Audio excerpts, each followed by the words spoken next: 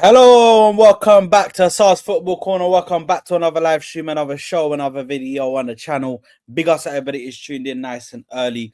Big ups to everybody who is tuning in on the replay. Make sure you're smashing a like button. Make sure you're subscribing to the channel if you haven't already, people. Welcome back to another episode of the Koora Pod. Eid Mubarak to all the Muslims around the world. Or belated Eid Mubarak. Because it was yesterday, but it may be today for some people. But big up to everybody. Eid Mubarak. Hopefully you have a great celebratory period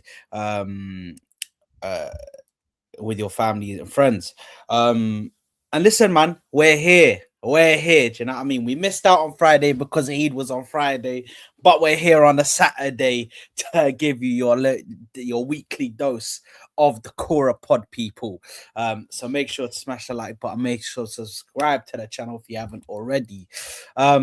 Big up to the let me just before I introduce the guys, because firstly, yeah, I've never seen Ash's room, yeah, and Sami's room with light coming through the windows, by the way. We've never seen this before, yeah, where light came through the windows.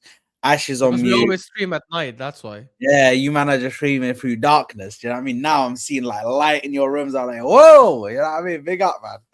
And then Soul's looking fraudulent as always, stuff in his face.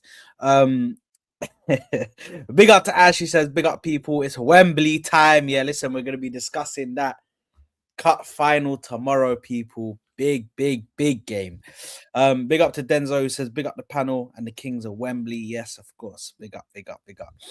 Make sure you like and subscribe on your way into the chat. On your way in, chat. Big up to Wesley, who says, big up, brothers. We need more streams at times like this. Listen, we could do it, but we're gonna miss games, you know, if we do it at times like this. I mean, yeah, man. Listen, we'll see, because right now it's prime time, like the middle of the day for like people in the Middle East, you know. So this is like middle of the day for them. It's like, what is it now? It's like 2 p.m. 3 p.m. for me, I think 2 p.m. for some. 3 p.m., 2 p.m. for these, man. Do you know what I mean? This is where you're going out with the missus, going out with the kids. Do you know what I mean? So big up to you, Wesley. Big up to Zayn, who says Eid Mubarak to everyone who is celebrating. Big up Zayn, Eid Mubarak to you as well and your family. Wesley says, big up Saad, Sami, Ash Souls. The streets needed this. Ash, please no Gilchrist slander to appease your ego, lad. I swear. Wesley always says to appease your ego, bro. Like as if He's weird that way. Yeah. Propaganda, like just to big himself up is insane. Big up stuff, big up my broski, big up Mustafa. I'm assuming Mustafa. I'm assuming that is. Big up to you, yeah. Hey, big up to you, Khoya. Big up, love. Big up to Ash, who says long. Big up to Fauzi, who said Eid Mubarak to you. And then Eugene coming in here with Morocco. You want to get the African Cup trophy through backdoor and corruption. That's shameless and embarrassing. You mistreating other teams on your way to the final. Win on the pitch. Eugene, hold that. and rest in piss. Yeah. I am the AFCON champion. Rest in piss, man. Rest in piss. Do you know what I mean? It's not my fault that if you're Senegalese, it's not my fault that your players pushed out, walked on the pitch, decided that we're not playing the game, and all of a sudden you want to come out here crying, doing this, doing that. Bro, if your players were that bad, yeah, they'd stay on the pitch and say, okay, we got hard done by a decision which you claim was false. You claimed that decision was Buki. We got hard done by it. This is the time where we dig our heels in and we say, you know what? We're coming back out. We want to play. Let's go. Let's hurry up and get it done because we want to get this game on and we want to win. So yeah, man. It was a bit mad, but we can maybe discuss that towards the end. We can maybe discuss that towards the end. If City win more trophies this season, is it a failure if you only win the Prem? No. If we win the Premier League and only the Premier League, the season is a success. I don't care what anybody wants to say. People are gonna start putting this a mad expectation and if we don't get more than one trophy, it's an absolute failure. No, if we win the Premier League, we won the league, bro. The Premier League. Yeah, stop shifting the goalposts. I mean, the league was our target. Wallahi, we said a major competition at the start of this season, a major competition what we needed to win. Come on. You know what it is. You know what it is. We don't even need to like say all of that stuff, because when was the last time Arsenal won the Premier League? That should 22 years, man. Yeah, if it's going to be our first Premier League trophy in 22 years, that should tell you everything you need to know about whether it's enough or not. Yeah, it'd be automatically one of our best seasons ever, right? Because and that's a rarity that I agree with Souls. Winning the domestic league, winning the hardest domestic league in the world, it's nothing to play about with, right? It goes in the history books. You're one of the best teams in world football if you win it. You have the biggest parades, the best parades. You know what I mean? All of this rival stuff about, do we need to win more and do we need to win on Sunday? And ultimately, if we win the league, we've won one of the biggest and best competitions in world football. So we should be proud of that. Yeah, 100%, man. I completely agree. He came back and he said, my point is, if you lose the quad based on losing in the finals, does it kind of taint the success of the Prem win? No, it doesn't. No. I will say I would be slightly disappointed if we don't win another cup, because I think given how strong a squad is and given that we are in all 4 competitions by March, I think it will be slightly disappointing if we only win one, if we only win the league, but it wouldn't taint the Premier League win, that's for sure. I think just winning the league, in my opinion, with the team and squad that we have, in my opinion, is a massive thing. It's a massive thing, because I don't rate a lot of the squad anyway. The thing is, you have to base your expectations on. Obviously, there's expectations you have going into the season, and then there's expectations that happen that arise when situations change, new factors are added into it, and everything like that. So, yeah, man. Listen, it might be a bit of a disappointment, but it's not going to be over. It's not going to taint anything. It's not going to take away from the massive achievement, which is winning the league, which is what every single English team goes out there to try and do, is to win the league, you know. So listen, big up to everybody. Anyway, let's get into it. Big up to Soreida. Eid Mubarak. Eid Mubarak to you, because it's your first day of Eid Mubarak. So Eid Mubarak to you, because it is officially Eid Mubarak for you right now. It is Eid over there. So hopefully you enjoy that, Soreida. And big up to anybody else who is from, because I believe Singapore, Malaysia, they're all there, and everybody in that area is celebrating Eid at the same time. So big up to you guys. Enjoy Eid, and hopefully it's brilliant for you guys. Right, let's get into it. Let's firstly go back, because we need to speak about the round of 16 against Bayer Leverkusen. We need to speak about the game, because I think it was a brilliant performance, man. A strong performance. It reinstated the fear that everybody had of, this Arsenal looks different now. We looked a bit more scared, we looked a bit more reserved, but we came back out with a bang at home. Done a really good performance, and what are your guys' thoughts on that? Because that Eze goal for me, was absolutely brilliant. I think the team was confident. Yeah, that was a goal of dreams, and on top of that, Rice with a monster performance, man of the match, well deserved. And yeah, you had a lot of good performances from a lot of players. We had some injuries and players missing, but I think Ben White had a good game coming in for the injured Timber. And yeah, man, I think it was a good game overall. There were a couple of players which weren't playing to their absolute best, but we're not going to get in here and start picking at. We're not gonna get very picky on the little details and the finer details. Do you know what I mean? The overall performance was good from the team, so I am happy. a 2-0 win, and we go into the quarterfinals against Sporting Lisbon, who came back against Photo Glimp to just Uzo, man.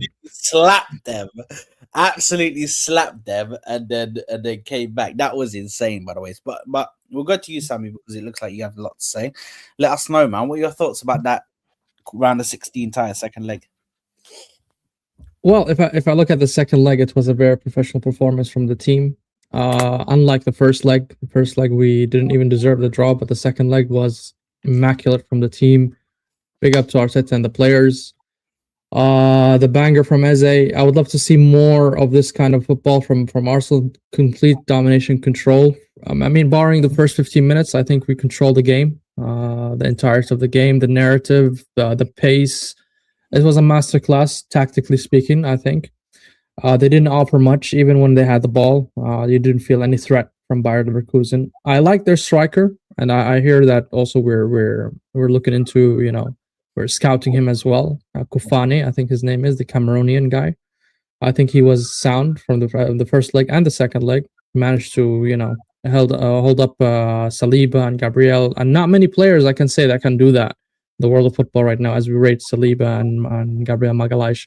But overall, I think it's a great performance. I don't want to see the first leg again. That was the most despicable performance from Arsenal in the Champions League. I don't want to see it, because sometimes in other teams, like if we face Barca, for example, or even Atletico Madrid, they would punish us. They would punish us for those kind of performance. They might put like 3-4 goals if we do perform in such a way the first leg, and it will be difficult for us to get back in this second leg. So I don't want to see that again. I want to see the second leg again and again. I think it was a masterclass from Arteta. He read the game very well. I know it's an hour gaff, but yeah, man, I think the players should be proud. Like you said, Rice and also Eze both performed at a very high level. It was a banger from Eze, and don't forget that the goalkeeper, man, he had plenty of saves before we scored the Eze goal. He had a really good game. He was saving shots here and there, and all of a sudden Eze was just unlocked the whole game for us. And that's basically the moments we needed from the players of the caliber of Eze, that these brilliant moments that can help us to get through. Just like the Max Dowman, for example, against Everton. I think Eze was the moment for us against Bayer Leverkusen, and I hope to see more of that in the upcoming games, especially if it's Sporting Lisbon. I hope it's gonna be an easy one. I hope on paper, but overall, I'm so happy. I'm thrilled where we are as a team, UCL wise, in all the domestic cups and in the league. I think we're doing great so far. I'm happy about it. I'm buzzing. I agree. I don't think our performance was that great against Leverkusen. I think we were good, to be honest. We were not bad, but we just had to get through. And I think we were the better team without a question. It was surprising seeing the Sporting result. I'm not gonna lie. I actually did wish we played Bodo, because I think Bodo's inexperience would have like shown against us. But yeah, we are favorites to get to the semi-finals. Obviously, Barca with that slapping of Newcastle just probably shows us it won't be that easy. But I do expect us to get past Sporting. Anyways, look, good performance. We'll take it one leg at a time, or one knockout stage at a time. I think hopefully if we win this Sunday, there'll be like big pressure and big talks about the quad and what we can do in the Champions League. But on the game itself, look, fantastic performance from Eza, from obviously Declan Rice. I thought Zubimendi was one of the best players in my opinion, man of the match. That game, I think he was fantastic all around, and he was even taking good risks and trying to run with the ball forward, trying to play the pass through the middle, versus that disgusting conservative side to side shit. Just concerning that Saka is still not picking up form though. Like I think we do need our best attacker to start stepping up in the last 10 games of the season or whatever. But we'll see how it goes. But yeah, I expect us to beat Sporting. I really do. I think I think similar analysis, to be honest. I think it was a very, very good game. Our press looked very good. First half, it was the press was a bit rough, but I think we leveled out over the game. very good press, pressed well. Eze, unbelievable strike. Eze had one of his best games, to be honest. Look, I think it was a very, very good game. It was a professional performance, as Sami said. The manager tactically got it correct. The players, the energy was there. The work ethic was there. The lack of individual areas was massive as well, which was very good. I think when this team is fully focused in terms of tactically, in terms of like player to player in-game management of the game, like not making dumb passes, not passing back to the keeper, and the keeper doesn't know when you're going to receive the ball. When we're not making individual errors and we're exactly structured how we're supposed to be, we flourish, man. And yeah, look, I think Bodo Glimt's result was a bit shocking to me, but look, Sporting's not going to be easy. Look, we've lost to Sporting before. Sporting now to play against us, we have to be very good. And yeah, I actually think Saka had a decent game against Leverkusen. Like I think he was all right. He was better than he was in recent weeks. So I think slowly by slowly, I don't just look at GA when it comes to Saka. I look at other things as well. Like I look at his ability to take players on one-on-one, his ability to not lose the ball, his ability not to go sideways. I'm looking for more of that direct energy that we know from Saka, which is beating the man, putting the ball in the box. Recent weeks, it's been a lot of side-to-side passing. The burst of energy is in there. So, yeah. Okay. Yeah, listen, I already explained my thoughts, man. I thought it was a really good performance from us, but yeah, listen, it's good to be in the next leg, in the next knockout stage, quarterfinals, for the Champions League, and I look forward to playing Sporting away and at home. It's gonna be a good one. Of course, we saw Barcelona come out, and yeah, listen, they kind of went on loose. They were let loose onto Newcastle. Do you know what I mean? It was kind of a rampant display. Ended, I think it's more capitulation from Newcastle than brilliancy from Barca, to be honest. Yeah, I was about because they gave him like a game the first 45 minutes. I mean, it was 2-2, but then I don't know what Eddie Howe did or the players in Newcastle, and they just rolled over. You know, they just gave up. I feel like they Barca got tired. just overwhelmed them. I feel like they got too tired. I don't. And then ended up. If you're too tired, I feel like you make mistakes, and you make mistakes. Yeah, I don't think that was Newcastle's capitulation. I think that was Barca's attack at full fledged. Because the reality is, the way Barca play, they force you to play an open, expansive game where you have to keep running back and forth. And they know that their players can last that game. They know their players can last that, because they play on a bigger pitch. The Camp Nou is obviously massive. They're used to playing that kind of attack for attack. Any other team that tries to go there. What do you mean bigger pitch?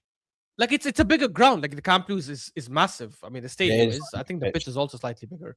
I think when they play that kind of game, attack for attack, you cannot go to Camp Nou and play toe to toe with Barcelona. If they are playing attack, we're also going to play expansive. That doesn't work. Like there's a reason why the teams that have done well against them consistently in the past, like Atletico Madrid, or even Mourinho's Madrid towards his end of his career with Madrid. Like they were not playing attack for attack. They know you cannot last with Barcelona that way. And this Barca team, like they have players who can run, who can kill you on the counter attack. So I think they should have just, after they got the 2-2, I think they should have just sat back and defended deep. I disagree. It didn't help them that they got a penalty, obviously. I disagree. What do you disagree on? I disagree that you think it's more Barca brilliancy and tactics over the capitulation of Newcastle. I think, we've seen it many times, even with the old Barcas, the likes of Inter, the likes of Chelsea, where those teams were, I wouldn't say professional, not the word I'm looking for, but they consistently play in a very high level, so they have like a long breath, so they can hold the bus, let's say, or the defense, and structured more compact, like the Chelseas, like the Inter, like Newcastle, for example, in the first leg, for instance, just a recent example, and they managed to get through against Barca. Yeah, there was 1-1, but it was I would say a fortunate penalty for them. But overall, Newcastle don't have that kind of experience, right? Yeah, I understand. But Newcastle are not the team that are used to playing UCL nights against Barcas, against Madrid. What did it wrong in that game that made you say they capitulated? Like, what did they do? Why? They complete the second half, man. They just opened up and rolled over. That's basically what happened. I mean, they didn't hold the structure. because they were getting knocked out. They had to come out. They were getting knocked out, right? It was 3-2. They would, if they sat back, they're losing the game for sure. Then I understand, but there's a way to lose, and then there's 7-2, bro. Come on. no, I agree. I think after 5-2, I think they should have just shut shop and said, leave it. We're not coming back. Let's not get humiliated. I agree with that part. But I think they at 3-2, you have no choice but to attack. This is what I'm saying. When Barca play these kind of games, if they know you're in a position where you have to score, they'll say, we'll take the risk. Okay, I'll give you another example. So if Newcastle, let's say they were losing 3-2, right? By the start of the second half, correct? So let's say they approach it a little bit pragmatic at the first, soak up the pressure from Barca, right? That's what should have been done by Eddie Howe, in my opinion, basically, right? And then in the last, let's say, 20 minutes, and that's when you start attacking slowly, because Barca are not going to play in a high rhythm in the full 45 minutes, right? There will be some moments that you will be able to little bit match them up. I'm not saying that Newcastle is a massive team and they have the players of quality as is Barca, of course not. But I'm saying if you wanted to have a chance against Barca in the Camp Nou, then this is what you should have done, because like you said, Barca always play that style, always attack, always having these kind of high lines. So for you to exploit them and hit them at the counter, that's what the approach should be. A little bit pragmatic. I know that you're losing, but still you should be a little bit pragmatic, because Barca have the edge on you because of the quality and they're playing in Camp Nou. Of course, it's an advantage for them. But I think Eddie Howe approach to the second half was an abysmal, was awful tactically from Eddie Howe, honestly speaking. Bro, honestly, for example, I don't think after 7, man. Yeah, no, that's different because we have the best defense in the world. But I think, look, you can see it both ways, because the reality is, you can say, oh, they should have probably sat back, but then Barca are incredible at breaking low blocks, so they might have been able to break the low block and score early. The other thing as well is, while I'm not defending Eddie Howe because 7-2 is embarrassing, but I think they might have thought that, look, both scenarios where Barca scored first in the first half, we came back after. So the only thing is the third goal came towards the end of the first half, so there wasn't enough time for Newcastle to score. So they probably thought, yeah, we played an open game and we managed to score. If we can get the other goal, if we play the same way, we might get that third goal. And look, they might have, because I think Barca was still vulnerable. I think after Fermin Lopez scored the fourth goal, I think Newcastle just started, like, spirits just died off, and then they started attacking without, like, really thinking. But I just think it was inevitable before the game started. Like, there was no way Newcastle were going to go to the Camp Nou and get a win. It was just impossible.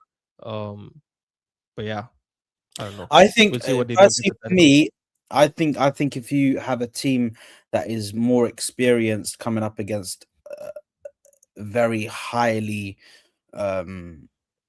very good attacking teams that has that kind of high line and listen, I don't think that same thing would happen with us. I don't think it would happen in that same fashion. I don't think it happened in that same. We wouldn't be in not, because we have better defenders. We have a better shape. We would not let them get us into that game. We've seen that many times anyway, because there've been many teams that have tried that whole let's just attack them and get them to join in our back and forth, side to side. Do you know what I mean? Let's just do the little tennis match with them and then we will come out on top. I think Arteta has drummed that out of the players a little bit, where they get which if you look at the start of the season, that first season where we challenged, we were like that, where we would get invited into these like kind of tennis matches all of a sudden, and then you'd see us for like half an hour where we're just like back and forth, end to end, and it was just like, of course, people love that kind of football, but at time it can get out of control, and then you lose control of the game, and it's like whoever's the most clinical and can finish their shots is the one that's going to win the game. Where, yeah, listen, for me, I personally, I'm in agreement with Sami. I do think it was a capitulation from Newcastle. I think they lost their head a bit in that second half. But a lot of their players haven't ever been in that situation where they're playing against such a high caliber team like Newcastle, like Barcelona, and they're playing up against players who, if you give them even a sniff, they will hurt you. And I'm sorry, if you give Rafinha a sniff, if you give Lamine Yamal a sniff, if you give Lewandowski a sniff, look, they were saying the whole game The whole first half, they were saying, "Oh, Lewandowski doesn't look that good today. He's a bit out of touch in that striker position. Hasn't had many touches of the ball. Hasn't had a first shot. Oh, that was his first shot of the game, and that was towards the latter end of the first half. Like they were starting to question. But then that's it. You give him the second chance, bang, done. If he gets a chance in goal, that I think it was the chance where he missed the ball, Thiaw missed the ball, and then it goes to Lewandowski. I don't care who you think you are, Lewandowski is scoring that 9 times out of 10. It's if you give them chances like that, you're gonna get decimated, and I think that's what happened. I am in agreement with Sami. I do think it was a capitulation in my honest opinion. Big up to AMT who says, and technically AFC are much better than Newcastle United. Yeah, technically as well. I think we can listen. For me, in every aspect of the pitch. Yeah, I think we're much more technically better than Newcastle. But listen, this is where we have to shine. And then AMT also said, but it's the way that Newcastle opened up too easily as well. In that second half, can I be honest, guys? In that second half, I think they got too excited because they thought, you know what, in that first half, we've managed to come back, we've managed to get goals and keep it square. And that's the inexperiency factor, you know. Yeah.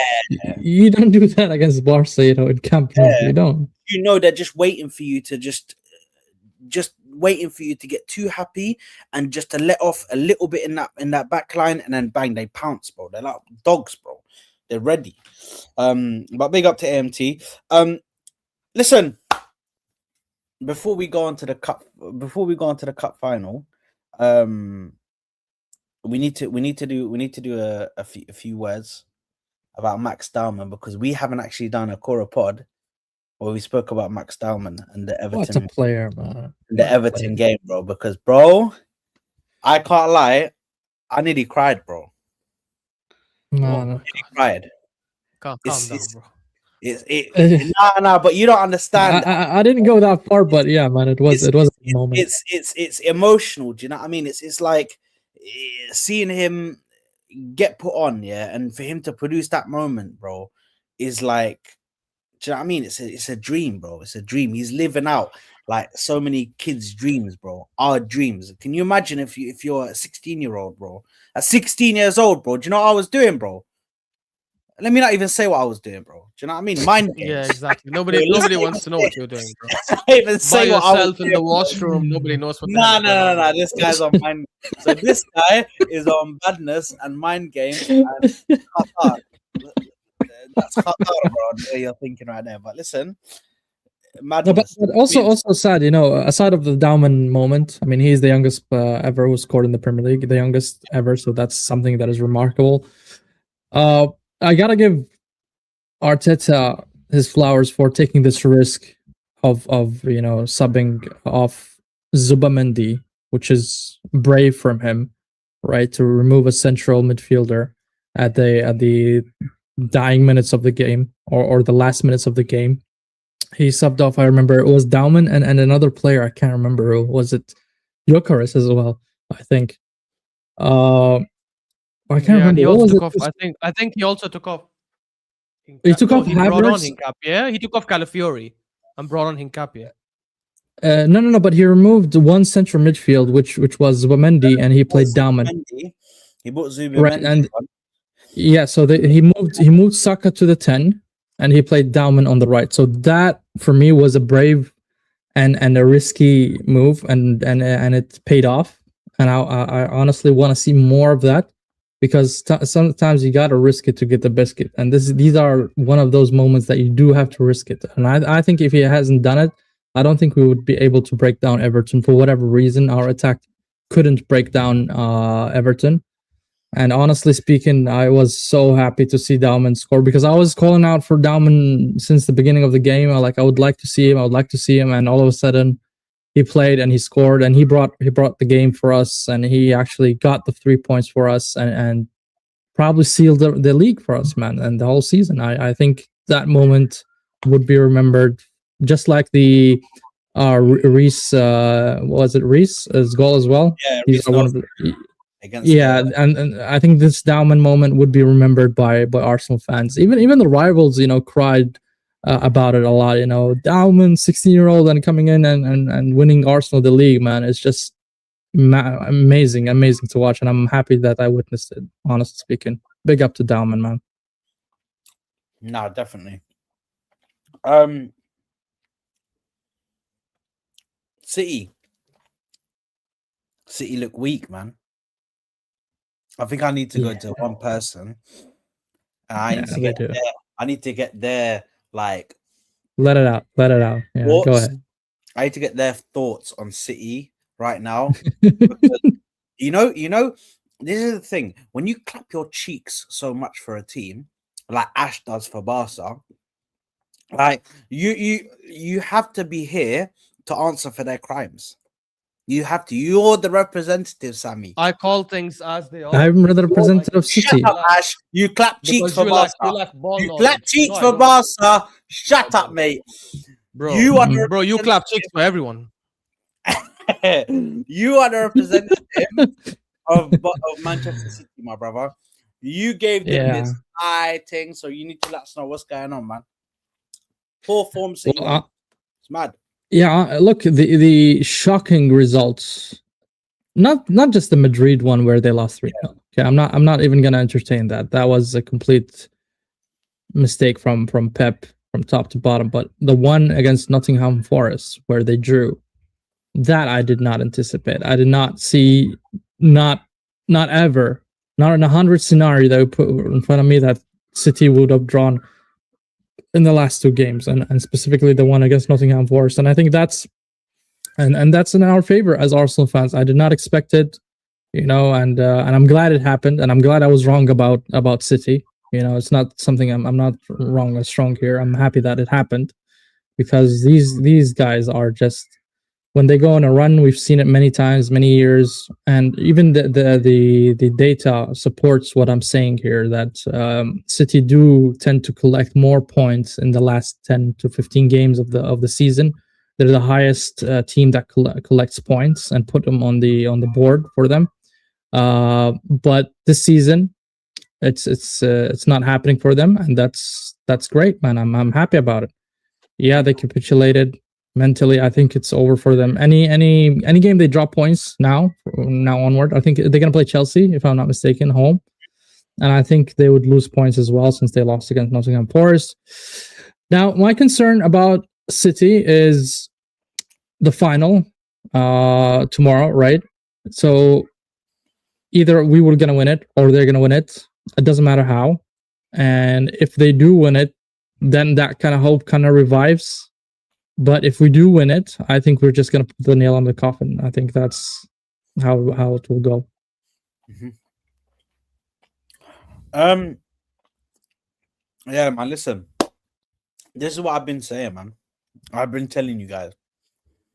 Manchester City, this team cannot be consistent. They are not the team of old that could say, you know what, give us a stretch of 10 to 15 games, we're gonna win majority of them. We'll maybe falter, maybe a draw here, but they will win majority of those games. This is not that same City team, man.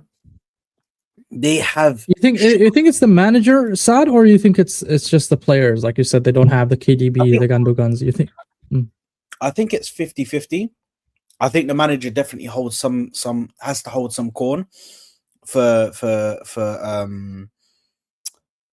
decisions that he's making on players to put into the starting 11s, because the fact that he's not playing with a double pivot of Rodri and Nico G, and putting like a creative player in front of them, or somebody who can score goals, or somebody who can try and replicate that De Bruyne kind of player, is insane to me. He has to stop that, because the main thing for me is the amount of chances that they concede. And yes, Ash will come out and say, if they're attacking so much, you're going to concede this many chances. But if the chances that they're conceding, and if they don't score goals, then you're put in a position now where in some games, if you're not scoring the goals, you're at a very high risk of conceding. If your players are not clinical, which their players aren't, and that's where the players have to now hold some licks because the players are also not being clinical.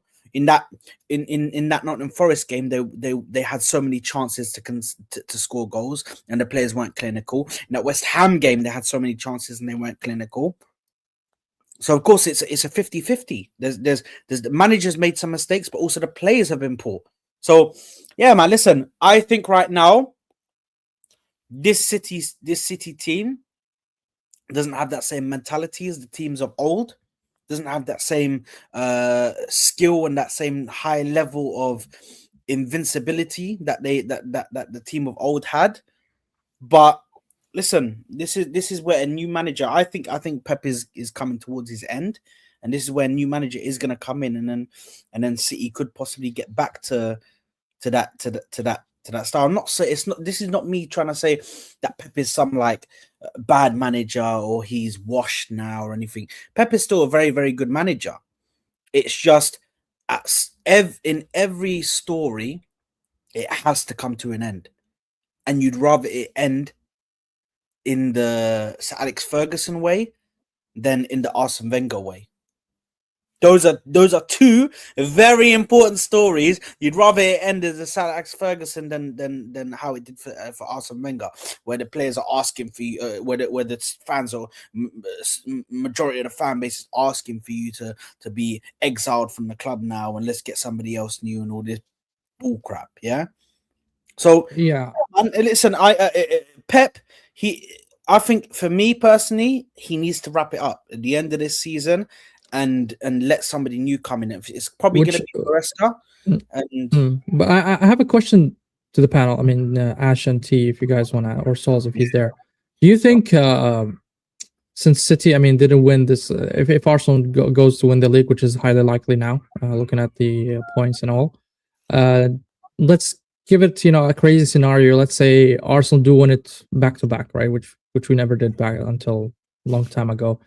Do you think that's the end of the type of football that Pep presented to the Premier League? Do you think the way forward, we found the anti-Pep, let's say, football or antidote for that kind of football, just to say, okay, it's the football now is shifting toward more structured based than attacking based, let's say. Do you think that would be fair to say, or? I'll let you go first. I don't think us winning the league will change that. I think Pep is done at City regardless. I think he will.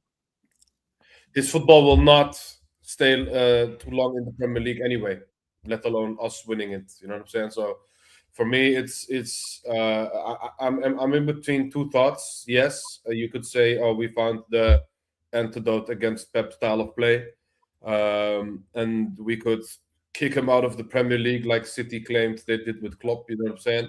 But at the end of the day, I do believe that when you look at someone and you look at the job that he's doing, and you look at the willingness, the passion, the how should I say, when you look at all of those things, I do believe that Pep lost all of those stuff, his passion, his desire to win for City. You know what I'm saying? Because it's not like he's not been spending. He has been spending, but I do believe that he's not the same Pep as he was like 2 years ago, for example. You know what I'm saying? And But T, I'm not talking about Pep and specifically. I'll just add another thing to the scenario. Let's say we win the UCL. If we do face Barca, we do win against Barca. And let's say we go to the final, assuming we face, let's say, PSG, for example, and we do win against them. And don't forget, Barca and PSG both play very expansive football, very attacking football, and yet we managed to win against them. So I'm more focused towards the style of play more than Pep, because all of them kind of come from the same place, which is La Masia, right? Which is Barca football within the last 2 decades, right? That's what I was. Yeah, it depends. I mean, Enrique still plays that way, and I do believe that Enrique still can beat this style of play. You know what I'm saying? So it depends on who you face that day. I don't believe that this whole style of play is finished. I just think Pep has took a few steps back, and that's why it looks like this style of play is finished. But I don't believe this style of play is finished at all, because Ashraf has been raving this whole season about attacking football being the blueprint of winning trophies. And a lot of teams are still doing that. So beating Pep doesn't mean that you automatically found a way to beat this whole style of play of the La Masia and stuff, because Enrique plays the same way. And I don't believe that Arteta has Enrique's number at all. You know what I'm saying? Ash? That's why I'm saying if we win against them and Barca as well. Oh yeah, let's see I mean, yeah. If we beat them, if we beat One thing I'll PSG, be- if we beat PSG, I mean, yeah, sure. Because in my Okay. eyes, Enrique is one of the best coaches in the world right now, if not the best coach in the world right now. You know what I'm saying? He just won the Agreed. treble.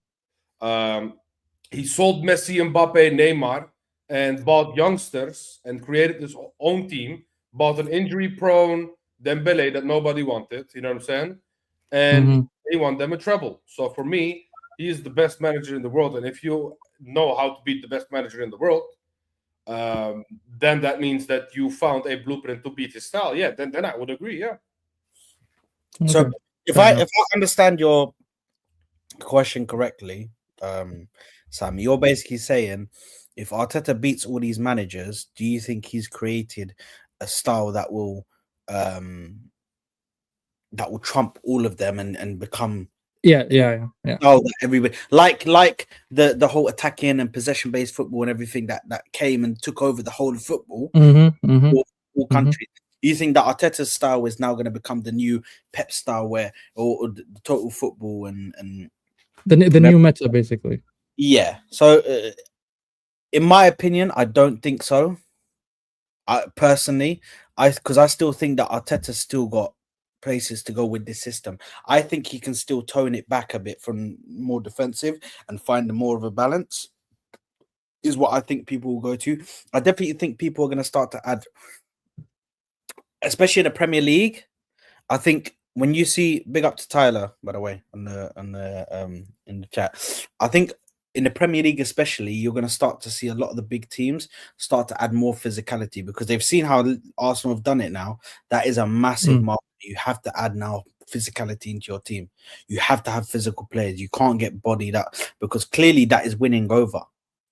Because these teams are adding more quality, and you've got the teams in the Premier League with so much money now that they can afford to go out and buy very good talent and buy this physicality at a higher level. It's not like how it was in the 90s and the early 2000s, where you'd have these teams, but they didn't have really the money to compete and get the best talents to try. Obviously, you had your teams that had it through the academies. But we're talking about players going and snatching players that are starting in other leagues in other countries. So I do think parts of it will, but I don't think it will fully eradicate that play style because I still think there are players like there are players like Fabregas, Xabi Alonso. They play expansive attacking football. Theirs is not overly defensive. You wouldn't say that their play styles are overly defensive. Their play styles are more attacking and expansive and opening up the football pitch, So, and even Maresca, he's a student of Pep as well. So Pep has influenced a lot of managers. I don't think that it will just eradicate it fully, just because Arteta it beats them fully. But I do think that I do think that he has revolutionized the physicality in the league. I think he's added that to the league and has definitely made that something that's going to be a staple in the league, and I think in more leagues, because I think more leagues are going to start to add physicality into their thing so they can compete with the English teams. But yeah, Ash is stuffing his face right now, going mad. So with the plate like I'm having Sami, guess what I'm having? I'm having al-bake. Al-bake, yeah. Big up Saudi, big, so I don't even know what that is, but big up. That must be like chicken shop or something, but in Dubai, bro. it Fried kinda is. chicken. No, it's Saudi, but we got some branches in UAE as well now. Yeah, big up to Al Bayt. Yeah, look, I don't think the style is going anywhere. I don't think the reason why Pep is City is underperforming is because of the style. I think the style is the reason why they have come this far so far. Like, I think it's because they don't have certain quality players. Is why they're underperforming. I think you take out Bernardo Silva, you put Nico Gonzalez, they automatically look a lot better because now they defend better. They have someone who can win the ball back because they already have attackers who score. They already have players who can score. They've missed a lot of big chances. I think the most big chances missed this season in the Premier League, which again tells you that they are creating chances as well. So maybe they do need someone else to like help Haaland score, because Haaland has only scored 4 goals this season, this year. I mean, in like 18 or 19 games. Insane. So that tells you as well. That has nothing to do with the system, like, because he's getting chances and he's missing a lot of chances. The best teams in the world that have been playing and winning a lot of like trophies and stuff have been the better attacking teams. That's just the reality. That's the facts. And you talk about teams need to get these physical players to compete with the English teams, which is fair. I do think other teams need to be more physical, but then we saw 3 Premier League teams get slapped up in the Champions League by 2 Spanish teams and 1 French team. And people will say, I know, I've watched Mo stream where Mo says, oh no, that's the anomaly because they're the big teams there. Atletico Madrid is not the anomaly. How come they slapped up Spurs? And all the other Spanish teams, I think, outside Bilbao, if I'm not wrong, are still there in the other European competitions. Real Betis is still there. Celta Vigo is still there. I think Rayo Vallecano is still there in the Conference League and the Europa League. So clearly, like, technical football still matters. I think in a period now, in an era where everyone can defend, everyone can play low block, I think it's extremely crucial and important that that teams know how to be the difference makers by attacking a lot better, which is what they're doing. That's exactly what they're doing, right? Like, sorry, Ash, can I tell you what I meant though? I just want to tell you what I meant though.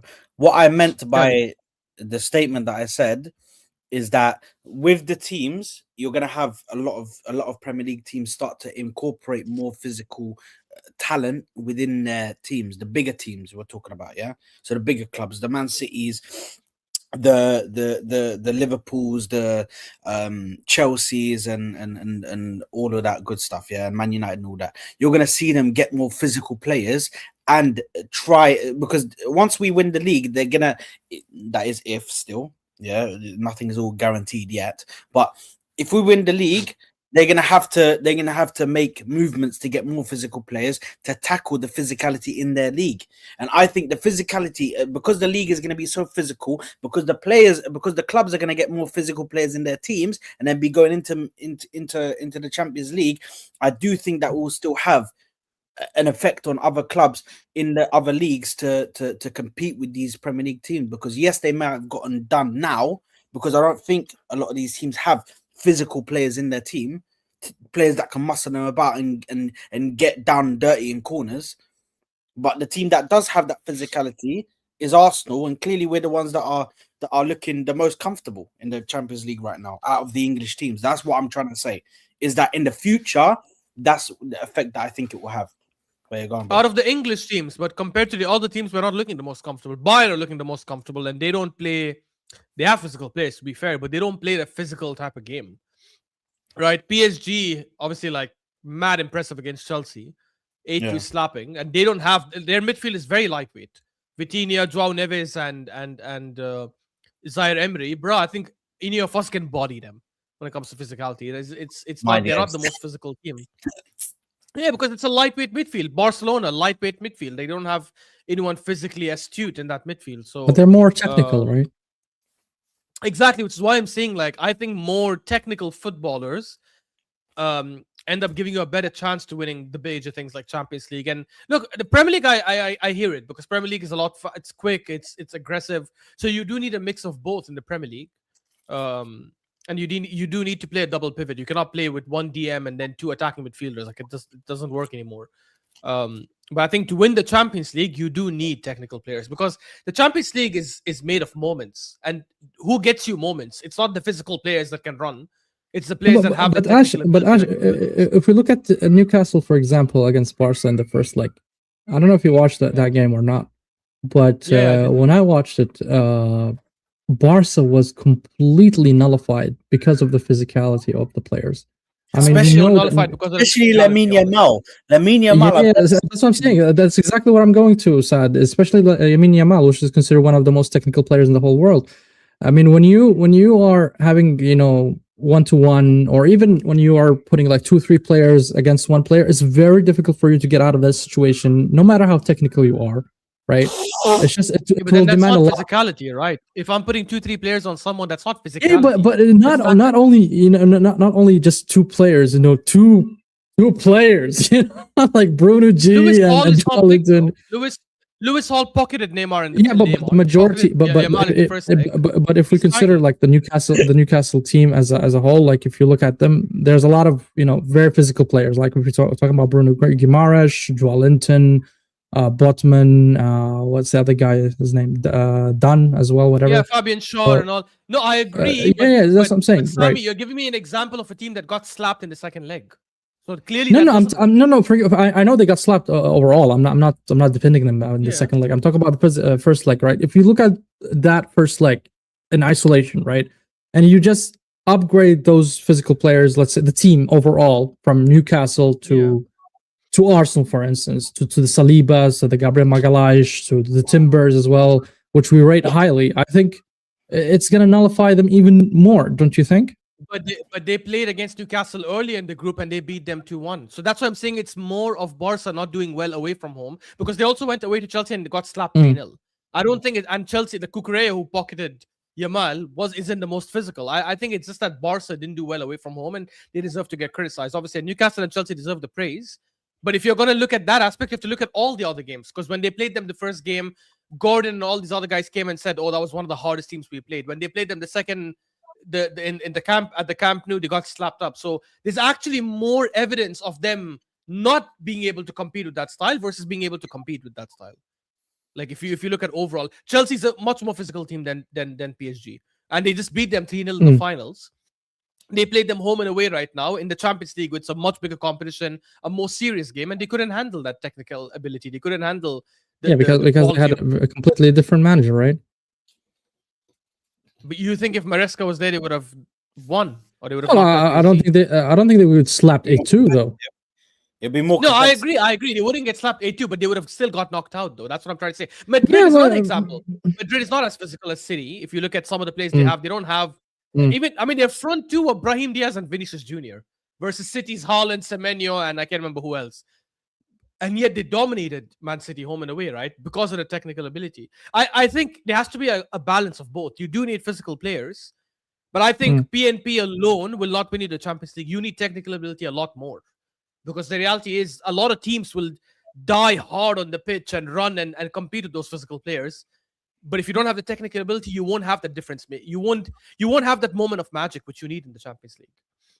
Which is literally what every win in the Champions League over the last few years has had, that moment of magic. PSG last season, Real Madrid the season before.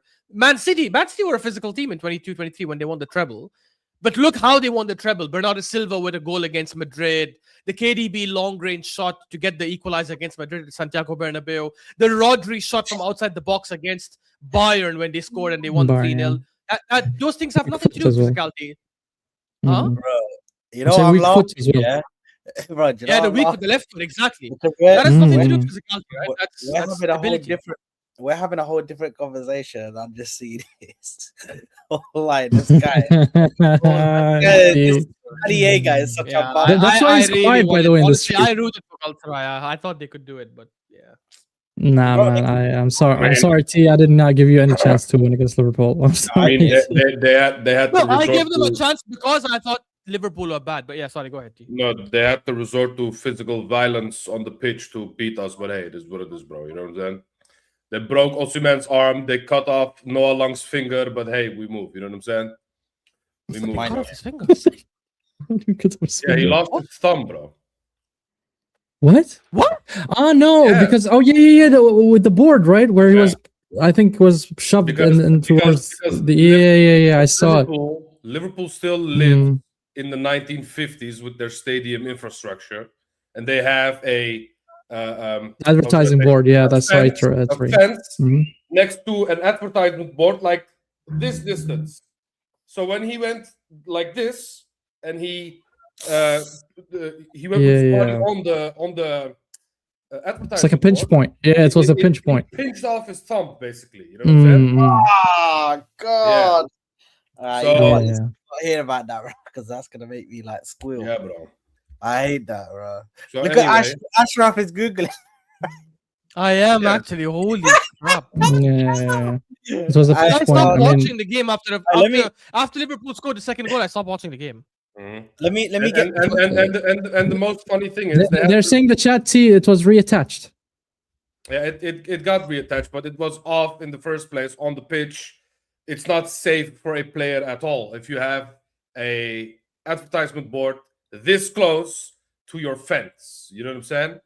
Yeah, that is a safety concern. Yeah, I agree with you. And 100%. and then they resort to saying, "Oh, Galatasaray fans are racist." Bro, what did you do against Semenyo this season? Let's not forget your actions. You know what I'm saying, bro? Wallah, it's actually insane because now Galatasaray fans are being labeled as racist. Meanwhile, we have Liverpool fans calling Semenyo all kinds of slurs on the sidelines. You know what I'm saying? But hey, we move, bro. We move. That's Mind disgusting. games. Just I Liverpool. find, Let me get. I find let it me weird, man. Let me just quickly get these super chats here. AMT said, "Don't put Spurs. They play like a relegation team," which that is correct. Don't use Spurs. They were anymore. better than Chelsea, man. At least. Yeah, but they finished fourth, right, in the Champions League. So you'd expect them to do better. And I know some people would say Kingsley gave away some goals, but I mean, for starters, that's their keeper. That's their choice. He gave away 2 goals, not 3. Yeah, but That's yeah, their man. keeper's 15 choice, minutes. and I still think Atletico played better overall over the 2 legs. Mm. And then he also comes back to say that is why AFC Arsenal have both technical and physical players. I Yeah, think I don't know about the technical side, yo. I mean, lately, No, we do have no, technical no, players. no, We just they don't have- use them enough, in my opinion. We don't No. use them the right way. if you look at people try and say Declan Rice isn't technical, bro. Declan Rice is one of the most technical footballers, bro. He is so technical, brilliant touch, brilliant ability on the ball, brilliant passing, quick passing. He can do this. It's just sometimes he's not utilized to do it because there is I've seen it at West Ham. I've seen it. what's the definition of technical for you, Saad? So that I can just relate.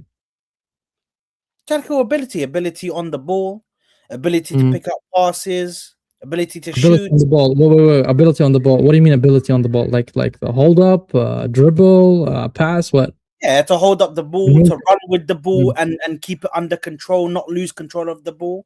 I think Declan Rice excels in a lot of these factors. If you compare him to other midfielders in the world right now, I think he's right up there. His ability to pick out a pinpoint pass as well. That's also a technical ability. Listen, I think people look at players in our team and they say, "Oh, they ain't technical, bro." Come on, man. Thank you, MCFC Papi. Mind games name to say, by the way. That's a mad name to say. But he says Rice and Rodri are the most technical midfielders in the Prem, and I 100% Which I agree. By the way, I that's think people underrate. I think Rice is actually underrated because people automatically take his English tax. Oh, he's only rated because he's an English player.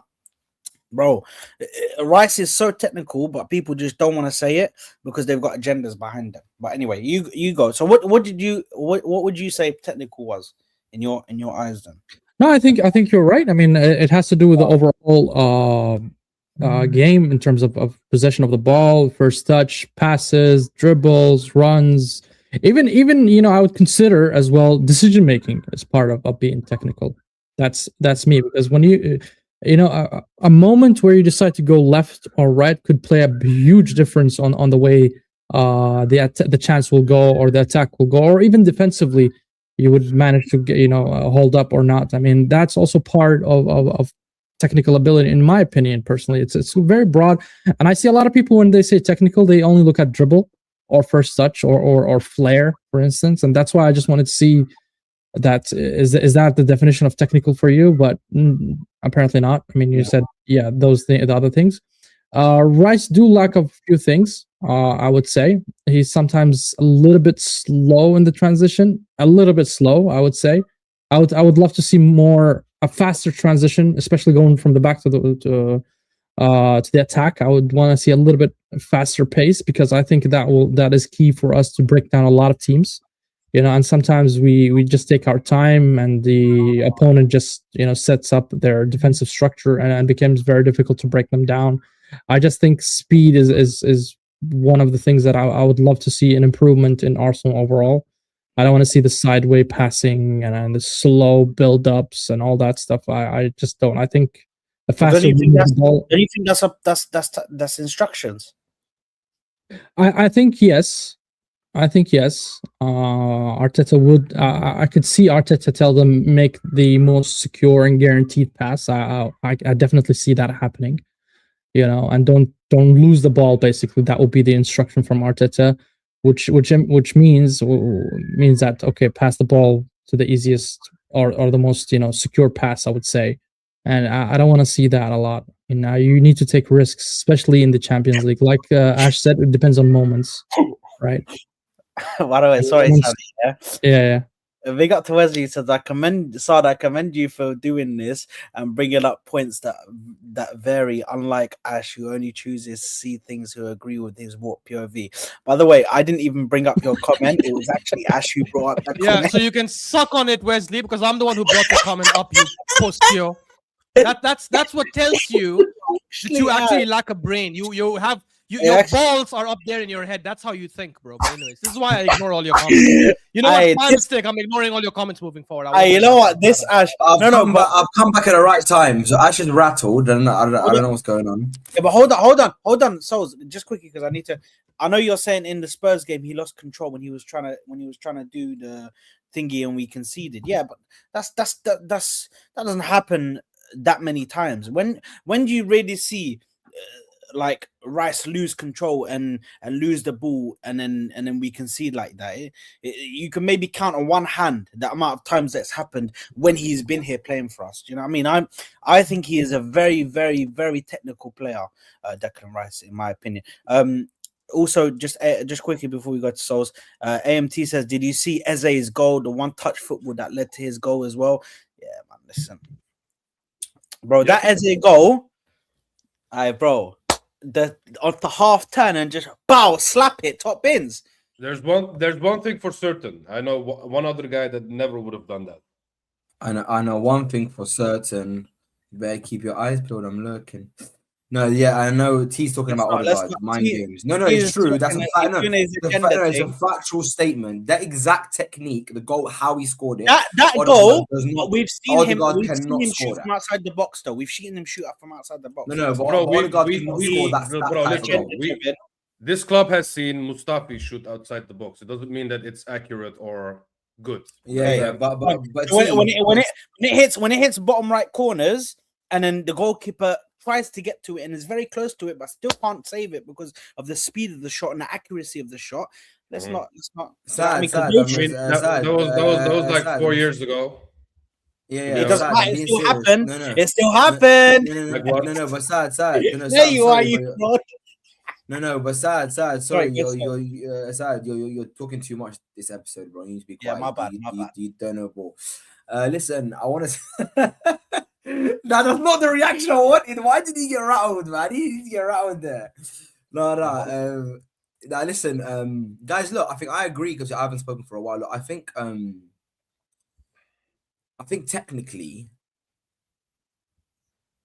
Rice has a lot of areas in his game that I think are world class. But a player, like one thing we have to understand, a player can't have everything. That's one thing we need to kind of understand. A player can't have everything. A player can have strengths in certain departments and lacks in other departments. As long as he does what he does well, very well, and what he does bad to a decent level, that's what makes world-class midfielders. You don't need to be able to say, oh, even though he can defend like the best six in the world, he can't attack like prime Ronaldo. At the end of the day, he doesn't need to have that.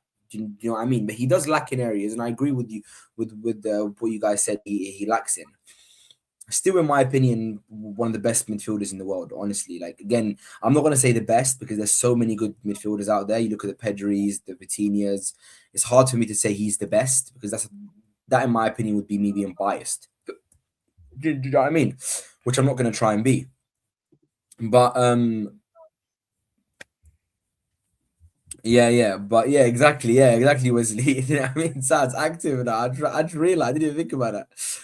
Wait, did you say he's not one of the best midfielders in the world? Right. No, I don't know. I said he is. I said I don't know if he's the best because there's I'm not people saying that he's are close the to best, him. because there are. He's one of Yeah, the, the he's one of best, the, I don't know. And he's even one of the- he's one of technically, I the- wouldn't say he's the best. he- I agree. he's Wait, one who- of- but he's- he's- while we're here, No, let me land, sir. Let me land. He's one of the best midfielders in the world. But as I said, I'm not gonna say he's the best because there's people like Vitinha, like Pedri. I It's agree. hard He's for me not to the go- best. Yeah. It's I agree. Who is hard for me the to go and who is the best? Let's just quickly Yeah. go through it. Everybody give me their Yeah, best. if I say it, they'll be like, Let's you're keep it glazing right now. Barcelona. no, but Oh, no, wait, exactly. But, wait, but his Ashraf, side's problem Ashraf, though. Sad keeps Ashraf. saying this stuff. Let me guess. It's Pedri, and Yamal is the best attacker. Ter Stegen is the best goalkeeper. Yeah, the best Correct. attackers are Yamal and Mbappe. I honestly can't differentiate who's better, but like, although Mbappe has been injured for a couple of weeks, so I don't know. I'd say Yamal. Yeah, he's been injured for a couple of weeks, but he stars more GA than Mbappe. Then No, Yamal. no, Anyway, let me notice land. how Let me land. he's Because Mbappe, he doesn't have more not assists than the Yamal. Glazer. I said GA. Anyway, let me land. But Well, Yamal is not a striker. Yamal is not a striker, so what's the point of putting in goals? Ashraf, what I want to know is GA. Ashraf, would you if you had the chance to make a team, to build a team, and you need one attacker, it doesn't matter which position, would you pick Neymar or Wayne Rooney? That's what I want to know from you specifically. Bro, أقسم بالله والله العظيم. He's gonna pick Neymar. Just 2 minutes ago, I was thinking we need to discuss the absolute monstrosity of an opinion that these overhyped English players are trying to give when they're diminishing Neymar's quality and saying, there are a lot of other wingers in the Premier League better. Oh, he's not top on his day. Rooney couldn't lace Neymar's boots. By the way, let me tell you this. I love Thierry Henry. Thierry Henry is the Premier League GOAT for me. But there is not a single English Premier League player, there's not a single Premier League player, period, that is better than Neymar at their peak. None. Zero. Zilch. In fact, there's not a single Premier League player or player in England's history that's played in the English league that makes the top 10 footballers of all time. And you don't watch, and you're not an English fan. You're like you're not based in England, so I expect you to have that opinion. If you ask anyone outside England and outside English fans and outside Premier League merchants, right, like someone in the chat panel probably here, if you ask anyone else, they'll all say Neymar. But only Premier League merchants and English fans will say, Wayne Rooney. That's fine. That's fine. That's fine. That's fine. And you're from Dubai, so we don't care about that. You could run. What I want to say is this, What I want to say is this. We like with us British people that He's actually. Not top. Yeah, that's fine. Top. What is top? Sounds like I know why Saz laughing. It's too much. Man said Wait, Ashraf. We don't care. What about Ronaldo? Let's go, Ashraf. Yeah, what about Cristiano Ronaldo? What about him? He's the second greatest player of all time. What about him? He was the first greatest player of all time. No, he was in the Prem. He's second. No, I mean... No. His prime was 2008, which was at Manchester United. Yeah, but listen, his prime was not 08, guys. That's a lie. His prime was at Madrid. His prime. What are we doing? Why do you want me to agree with Ash? Why do you want me to goals agree with Ash? Okay, That was not his listen. prime for Man United. even though his prime wasn't at Man United, he still was one of the best players in the world. Yeah, I agree. But if you look at he won a Ballon d'Or at United as well.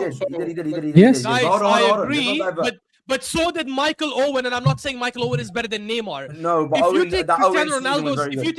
If you take Cristiano Ronaldo's career at United only and compare it with the whole of Neymar's career, Neymar is better. The reason why Cristiano Ronaldo is the second greatest player of all time is because when he went to Madrid, he did madness. That's where he became an alien. He wasn't an alien at United. He was incredible at United. He deserved the Ballon d'Or at United, 100%. He was the best player in 2007, 2008, without a question. But don't give me that garbage. Like, I agree. I There's agree with no Ash. I Premier League agree with player Ash that that's he better was. than Neymar. Hold on, I want to land. I agree with Ash that he was better at Madrid, 100%. But he was still, in my opinion, an alien at United as well. With the things he was doing in that league, was he was toying with. He was teams. But fantastic. Anyway, I don't think he was an alien, bro. yeah. But anyway, aliens Was relative. Suarez an alien? Aliens Was not Salah an aliens. alien? Because they had better let's- I don't GA know. than him. I don't know Listen, what. I let's don't know what just let quantifies Foles- aliens. I don't know what to say. Let's just Let me Foles land. No land. side. Let me Like, land the pan. So you know anyway. what I mean, Yeah, I bro. was You know gonna what I say. mean. Let's let you land. Yeah. I just look. I agree that. I think Arsenal have the technical quality in the middle, and I think we've come to a point now where in some games, in some games, Oh, I thought you were gonna to give be your honest- opinion on Rooney, Neymar. Okay, fair enough. That's what I No, thought I he was think gonna no. I think no. Look. I think I'm not gonna sit here and lie. I think Souls will Neymar's say better. Rooney's better than Neymar. I think Neymar's better. Why are you telling me what I'm gonna say? Can you let me give my opinion? I think Neymar's better, but I think Good, that's the good. wrong. Right. Like I don't know when Neymar and Rooney was a debate. I'm confused. I don't know who compared them to. When was it a comparison? In what position? In the overlap, they spoke about Neymar, and I think someone sent a comment to But they whatever play Gary different Neville read it out. positions. No, it was Rooney. Not really. I Rooney, mean, they are Rooney- attackers. no, it was Rooney. Wayne Rooney said, "I've never thought of." Wait! Stop! He just said they're attackers, Guys, so you can't compare them. Rooney When I compare said it. Mbappe One and second, Yamal, Souls. One you sec. say One Yamal's sec. not striker. It's not a gotcha moment. Stop. It's not a gotcha moment. Wait. Yes. Rooney responded to a comment Silence. brought up. Rooney responded. I was talking in terms of comparing them with goals, you idiot, not overall as players, you Now dumbass. you're doing the You whole. tried. You tried. No, Good you job. got cooked. Good try.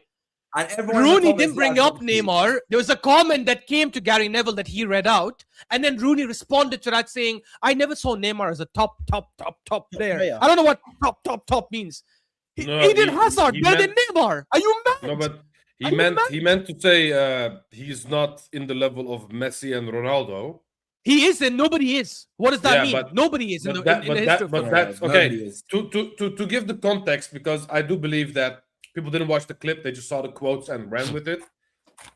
Rooney did say that when he meant the top players, he meant Ronaldo and Messi, basically. You know what I'm saying?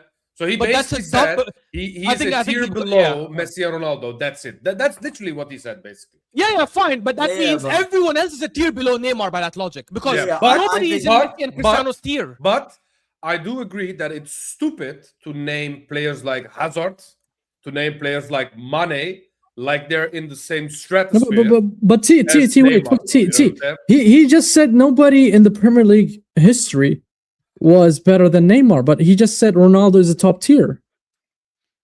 Because of He just Madrid, not because of explained that. United career. He You just guys, Sami, explained you it. know what you heard Explain me, that. bro. Guys, can I land my explained point? I that. keep getting interrupted. Let me land my point. I think no, Sammy, I think winning Neymar the slightly- Ballon d'Or in the Premier League was not enough. He had to go to Madrid. exactly. He Yeah, had to go to Madrid. Yeah, Do had even to more, go bro. to You know what I'm saying? T. Ronaldo is definitely better than Neymar United. I agree with you, but we're not going to get into that debate anyway. But I want to say one thing. Yeah, He's not, but Um, okay. that's fine. Okay, I think Neymar. And even if you want to give him that, I can have that debate. That's fine. That's at least that's fine. a respectable debate for us It's to have. not Henry respectful. I versus think it's Neymar. disrespectful. Henry versus Neymar is also respectable to have. To compare Rooney with Neymar. Yeah. I don't know. is a And joke. you said It's Rooney a was brought up joke. by somebody in the comments. I don't know why we get into Rooney. Listen, big up Rooney though. You know, what I mean, what he was doing at 16, 17 was going crazy. But anyway, I want to say one thing. Yeah. I Yeah, think Max Dowman overtook that, so you can shove that up your ass, Rooney. That's fine. As I said, bro. As I said, see, look, I think Neymar was slightly over. I think Neymar, in my opinion, has had a slightly overrated career. Slightly overrated. I think Damn. he's had a slightly overrated career in my opinion. Right? That's crazy. He's still one of the greatest. He's still one of the greatest players of all time. Technically, if we're talking about this technical, Can you ability, explain? Can you explain what does overrated career mean? What do you mean? I just feel like in his career, I think after he left Barca, he should have achieved a lot more than I feel like he achieved. Internationally, I don't feel like he achieved enough. Nothing. I feel like he should have won a Champions League at PSG. I feel like he should have won more for his country, for Brazil. I just feel like he had a slightly overrated career. I'm entitled to my opinion. But what did he win? What did he win for his country? What did he win? I'm telling you, I believe he should have won more for his country. Yeah, but what did he win? Do you even know what he won in the first place? I know what he won, but I know what he didn't win. What did he win? I'm telling you, I'm telling you what he didn't win. You're asking me a diverse question. So, you want to get a gotcha moment. Because you don't know what he's done for Brazil. No. Because you don't know what he's done for Brazil, so you will say dumb shit like, I know what he hasn't won. I know what he's done for Brazil. That's why I asked you that question. I'm telling you what he didn't win. Now chill your thinning hair and let me speak.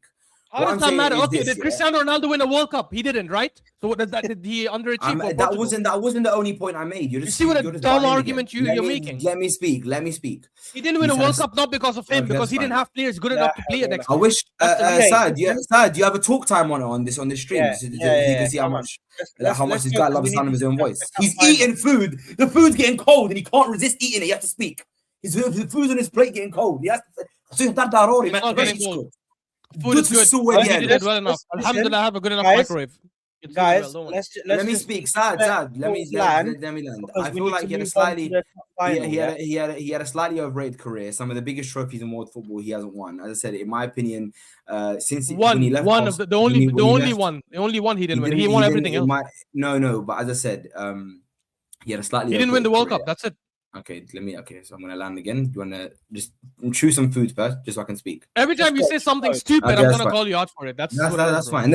And then at the end, when we're both going back and forth, you're gonna be the one turning the camera off and leave the stream. Trust me, it's not gonna be me. But anyway, let me land. I want to say one thing. I'll only do it if That's you become fine. like you got energy. I don't want to insult you. I don't want to stoop to that level. You got energy right now. Your hairline's mad. But anyway, I want to speak. Alhamdulillah, I have a good energy. Alhamdulillah. I want to speak.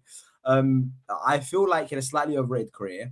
I feel like for Brazil, he didn't achieve enough. I've actually been to Brazil, and I've spoken to a lot of Brazil. How does that matter? Brazilian football fans who there's a common opinion around Brazil that he hasn't achieved enough for his country, hasn't done enough for his country, hasn't performed well enough for his country. I think when he left Barcelona and he went to PSG, there was a big expectation for the money that they signed him for to go on and win what PSG were lacking. And this is the same for Mbappe. Top goal scorer of all time for Brazil, the most assists of all time for Brazil. That's fine. There you go. Won them their first ever Olympic gold medal, which even R9 and Ronaldinho couldn't do. That's fine. The Barca won them the Confederations Cup, beating the best national team of all time in Spain. Right, the ones that won back-to-back Euros and a World Cup in between, where he was the best player and destroyed them in the finals. He underachieved. Listen. Now hold on. He's chewing food. I want to. This argument. I'm not arguing nothing. I'm landing my point. Side. You can't keep interrupting as soon as he interrupts. Now you're both interrupting. I even have to speak. But the thing is, brother, like land it. And don't act like how can I land it if someone's interrupting? No, but Souls, if somebody speaks, if he speaks, just speak over him, bro. He doesn't. No. I'm not gonna do all that. I'm either gonna speak or I'm not gonna speak. Do you want me to give my opinion or not? Am I on the show to give my opinion or not? Ash, please let him give his opinion, please, man. Let him go. Yalla. Thank you very much. Shukran. Let him see his stupidity. It's fine. Everyone knows he hasn't won. There we go. I won. Guys, I am muting my mic. He's still talking. Guys, I'm muting my mic. Guys, I'm gonna mute my mic. Guys, I'm gonna mute my mic. Listen to the guy who's never won. He's still talking. And the dude في السعودية he's muted. Safi muted. والله إلى سامي and the dude في ترمته أقسم بالله ما تخش يسكت. So let's go now. By the way, he's doing this to make it seem, guys, look, I know how to speak Moroccan. Here we go. He can't do it. Someone spoke to him in Moroccan. Sad, he can't do it. He's looking at us and he's like, he can't stay quiet. Just let it land. Let him land. Bro. He can't. That's it. His thing is muted. Make your point. Thank you. Turn the camera off as well. Anyway, Neymar's career was slightly overrated. He's an unbelievable. Technically, I think he's one of the greatest players I've ever seen. You know what I mean? In terms of the way he dribbles, the way he moves the ball. If we remove all success achievements, in terms of how he plays simple football, right? He is one of the greatest players I've ever seen. But in terms of his success metrics and his career and his achievements, his career has been slightly overrated. And this is a common opinion, by the way. Obviously, Ashraf's a Barca glazer, so obviously he's going to defend him tooth and nail, just like he's going to do for Yamal for the next 10 years. But the point that I'm saying is who was playing with him, Souls? Who was playing with him during his career in Brazil? No, bro. He had a lot of players. I'm not saying the Brazil team was amazing, but I'm saying like he had quality players around him at different points, right? But the point that I'm making is over time, when I look at the greats, one of the greatest players of all time, if we're comparing him to Ronaldo United, we need to start putting him on pedestals. Then we need to start comparing deeper statistics. Like, bro, he left PSG. There was a pressure at about 150 million euros. He had to go and PSG's sole expectation for Neymar was to go and win the Champions League, and he didn't win it. right? And so did, and Mbappe didn't either, which is fair. And he deserves the same slander. But I'm saying Neymar didn't achieve the main objective as to why he was signed. For Brazil, he hasn't achieved the greatest dream for Brazilians for the last however many years. They wanted to win a World Cup and they haven't. Obviously, to be fair, didn't Juventus buy Ronaldo to win the Champions League as well, and they didn't win it? I agree. And when we're talking about Ronaldo, we have to slander him for him not achieving the goal of Juventus, bro. So again, we're not. I don't know why we're bringing up other players. That doesn't disprove the point I'm making about Neymar. If you want to say, T, yes, you're right about Neymar, but you're also right about Ronaldo, and also right about it. I'll agree with all of them. But you have to at least agree with what I'm saying. Or if you don't, you don't agree. No, the reason why I mentioned Ronaldo is because you said overrated, so I need to compare it with a player that is rated in his career. You know what I'm saying? So that's why I mentioned Ronaldo. Yeah. But I just think, but I just think he didn't succeed in what PSG wanted him to succeed in terms of why they signed him. And I feel like outside of Barca, he hasn't had. Obviously, his Barca days were incredible, and his Santos days were incredible. Post Barca, I feel like he didn't achieve what I think fans expected him to achieve and what clubs expected him to achieve. But because of what he did for Barca, his legacy will always be remembered, and he will always be one of the best players. And I want to reiterate, technically, he's probably one of the best players I've seen with my own two eyes. Incredible talent in terms of the way he moves the ball sticks to his feet. But I'm talking about success metrics, and there's the same thing that I'll give to Hazard or to Gareth Bale or to Sanchez. And these guys are not as high as him. But I'm saying there's a lot of players where you can go and look at these players and say this and that. But ultimately, he's been one of the good. He's a quality player. I just think slightly overrated. But because of flair, go on. Yeah. No, I just need 60 seconds to correct a lot of the crap that people don't know about Neymar. That's it, and then we end it. Yes, 100%. People, honestly, genuinely, people who haven't watched Neymar's career.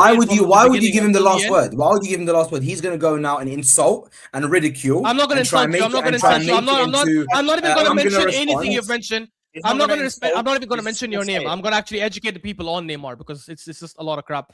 Okay, go on. I will just say this before I speak on Neymar. That was a very good point brought up by T, because Cristiano Ronaldo was signed by Juventus to win the Champions League. I agree with that. And in those 3 seasons, not only did he not win them the Champions League, and Messi by PSG as well. They got knocked out. They got knocked out by Porto. Exactly, they got knocked out by Ajax. And I make think that point again. Okay, I interrupted you, and you said not to interrupt you, which is fair. Please don't interrupt me now. He got knocked out by Porto, by Lyon, and by Ajax, by the way. So by 3 bum teams, not even by good teams. But anyways, back to Neymar. For starters, Neymar was the biggest talent to ever come out of Brazil at that age, given what he was doing and the goals he was scoring, the chances he was creating. He was the first player from South America to make it to the top 10 Ballon d'Or list from playing in Santos, by the way, when he was killing it for Brazil. He scored in the Copa Libertadores final, which for those who don't know, is the Champions League equivalent in South America, right? He came to Barcelona, obviously, with all that pressure. People saying, oh, he's so skinny. How is he going to play in Europe? How is he going to perform? The guy's so skinny. Anyone will break him. And he destroyed Europe, right? The reason why I dispute the international football garbage is because not only is he Brazil's top scorer, not only is he Brazil's all-time highest assist provider, he's also won them their first ever Olympic gold medal, which they've never won before, even though they have abundance of talent that they've always produced, right? The 2014 World Cup, big up to AMT for the super chat. He corrected himself in the other super chat where he said, wasn't he part of the Germany trashing? No, he wasn't. He was injured, and Thiago Silva also was suspended, which is why they didn't end up playing and they got slapped up. Otherwise, that wouldn't have happened. Yeah. He won them the Confederations Cup where he came up against the greatest national team we've ever seen at the time, right? And when Souls and others say like, oh, after he went from Barca, his career fell off. That's what I'm telling you. People don't know. They don't watch football. They don't actually watch him outside, because everyone who watched Neymar knows his best ever performances came at PSG, not at Barcelona. He actually went to a different level at PSG. He started performing even better, including Champions League runs and Champions League games against the biggest of teams, by the way. PSG, by the way, he averages more than 1 goal contribution per game in his entire PSG career. That's more than he's done at Barca, and that's more than he's done at Santos, by the way. And people will say, oh, he underachieved at PSG. I agree, he probably could have won a Champions League, but the first season he was actually available and fit to play the entire Champions League, he took them to a Champions League finals. right? Now, yes, he didn't play that great in the finals. Neither did Mbappe, neither did Di Maria, neither did any of these players. And to be honest, they came up against one of the greatest Champions League winning teams of all time in Bayern Munich, who actually won every single match that season. That's the same Bayern, by the way, that slapped up Barca 8-2 in one match, that slapped up Chelsea 7-1 in over 2 legs, that slapped up Spurs 7-2 in the group stage. That was one of the greatest Bayern teams we've ever seen. So it's not a big like black mark on his career. And the last thing I'll say, even if you look at his career in the World Cup 2018, if you look at 2022 World Cup, he played fantastic in those World Cups. His team wasn't good enough. 2022 against Croatia in the quarterfinals, he scored an individual goal in extra time. Individual solo goal, made the run, played the 1-2, went through their defense, scored. There was 5 minutes left to the game, and the entire Brazil stupid team attacked like crazy and left their team exposed for a counterattack, and Croatia equalized. And then they knocked them out on penalties. How is that Neymar's fault? And to pick up Sami's point earlier about who did he play with, bro, he had strikers like Fred and Joe play with him, Hulk as well. That's the garbage he played with. If you swap Neymar and Ronaldinho from 2002, Neymar would win the World Cup anyways with R9 and Rivaldo. Give Neymar R9 and Rivaldo and Carlos and Cafu, he would also go and win the World Cup that Ronaldinho did. So it's just absolutely ludicrous. And the last thing I'll say is, the last thing I swear I'll shut up after this, is Neymar is unfortunate because he came in an era where Messi and Cristiano were at their peak. Because if Ronaldinho played in this era, he would not have won a Ballon d'Or. Neymar came third twice in 2015 and 2017 because he was behind Messi and Cristiano. Rooney's highest finish was 5th, by the way. And Neymar played less games in the Champions League than Rooney, and yet has more goals and more assists than him in the Champions League. Before people say Liga. By the way, Ash, So, Wesley. By the way, Ash, Wesley saying learn your history and learn your facts. He's converted to an Ash fan. I've done my job here. What did you say? I said Wesley said Ash is cooking. Wesley said Ash is cooking. Wesley's been converted. Big up, Wesley. By the way, Ashraf, Big up Wesley. You're wrong because Mane and Hazard are better. Let's move on. Absolutely, guys. Mane. Ash, no, but Ash, I'll be interested to hear your point. Who do you think is better between Mane and Hazard? Hazard, bro. Hazard. What? Sure. Of course, Hazard, bro. I'm just asking. I think Hazard I and Salah agree. conversations are disrespectful. I don't think. I think agree, Hazard, bro. but Mane and Hazard is also disrespectful to Hazard. Bro, Hazard did not need a Mohamed Salah to do the things that he did. Mane did. You know what I'm saying? So hey, we move. We move. Yeah, but Mane was good. Listen, big up to He was good, but bro, Hazard is better in my opinion. Yeah, Hazard is listen, better. I agree. big up to AMT for more super chats. He said I saw Kundi and O'Hara. Oh argue. my god! Don't bring up these Stupid. people, bro. These two are clowns. I don't even listen to them too, bro. By the way, I don't listen to them too, especially Jason- O'Hara. Jason Guys, Kundi, you know they get a too much script, shit. right? Listen. You guys know they Listen. get a script, right? On what to say. No, There's a lot of bias into it as well. Yeah, They get a it's so script to biased. say certain things to make sure that fans they pick what topic is trending and what will rile up people that they will call angry, and they pick Yeah, up yeah. topics based on that. It's not their actual opinions. Yeah, man. Listen, Jason I think Kundi. O'Hara, I think is genuinely that's his opinion as a Spurs trash fan. Jason Kundi is a No, but O'Hara actually said it's crazy to compare Saka and No, Neymar. I know. You can't put Salah third. Sad, don't get Yeah. demonetized, bro. Don't get demonetized, bro. Jason Kundi is weird and Yeah. I know Saad is gonna say something mad, bro. Yeah. Relax. Don't change Kandi's name in a different way. You know what I'm saying? Don't- Yeah, exactly. Because Saad was going that direction, you could tell. Listen, it's Haid, bro. You know what I mean? Hashuma, bro. Allah, Hashuma. But yeah, big up to My daughter AMT. says that all the time. What, Hashuma? She says Shuma. It's so great. It's so funny, bro. AMT said wasn't he a part of Germany thrashing Brazil, and then he came back to correct himself. My bad, I was wrong about him in Brazil. So big up to AMT for the super chats, man. Legend. AMT, I'm so lucky you corrected me because Ash was waiting to go. Waiting to go. So you're wrong, actually. If you check this stat, he wasn't there playing for Brazil. I didn't check the stat, guys. I watched that game, and I was naive back then, and I will say naive. So back then, who the goal for scorer? Arabs, for those who don't know, I keep saying this again and again. Those who grew up in the Arab world and know Arabs, we grew up supporting national teams first before clubs sometimes, right? Because we grew up in a world where, you support Brazil or Argentina or Spain or whatever. And I was a Brazil fan at the time, and I almost cried was when they not lost part of 7-1 the to Germany. But then I learned better over the last few years that just Bro, put Neymar in I that know, 20, fair, I'll take that 20 put Neymar in that 2002 squad, they would win just as much as they did back then. You know what I'm saying? exactly. In fact, replace Rooney and Neymar in the England team, and every English team would have done a lot better. By the way, Every English team would have done a lot better. because I didn't actually know that they have scripts, so that's probably that whole thing. Well, allegedly, Sad, allegedly. Scripts, No. allegedly, and scripts meaning like allegedly, in your opinion, in game. Correct. That sounds realistic though. From some of the stuff that they say, it must be scripted because I'm even sitting there asking myself, they can't actually think this. It is, yeah. They're not they're not brain Nobody dead. Come on. Nobody who played football can actually think that. But anyway, big up to MT again for another super chat. I mean, to be honest, guys, I would be surprised if it wasn't scripted because most of these shows are scripted anyway. You know what I'm saying? They find hot topics, they fight, and they get viewers. You know, Guys, without naming any names, we were actually told this in person. You know, you guys know the show that, okay, I'm not going to name the show. I don't want to throw it on the bus, but there's a show that does wild takes, right? Football wild takes. And like someone will say a crazy wild take, like something that sounds ridiculous. And the others have to rate how stupid that, how well they can back that opinion. And we found out from someone who actually participated in that contest, who told us behind the scenes that that was not his actual opinion. They gave him that opinion. They said, this is your opinion you have to give. It's like, I don't believe in that crap. So trust me, like a lot of the stuff is, they do it just to like get fans' opinion, which is crazy. Because I'd rather you bring someone like Souls who already has stupid opinions, but at least he believes in them, so he will argue it properly. It's gonna come. You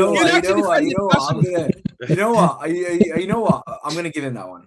Yeah, because that one was coming. Wallahi, that was coming. Guys, Souls is in London, so if you give me one back, If I say that to you back, please try and stay quiet. If I do it back to you, you know what would be hilarious if Souls did a 1v20. You know what I'm saying? Aaron, can you just let us know why the Liverpool and Brighton game was postponed? Was there an issue? It's not postponed. Wait, is it postponed? It's delayed by no, it's minutes. happening, but it's been delayed. Delayed. Start has been delayed. Been delayed, delayed. But why is it delayed? Like, was there something happening in the stadium? Because I see they're just about to get in now. Anyways. Anyway, car crash. Let's speak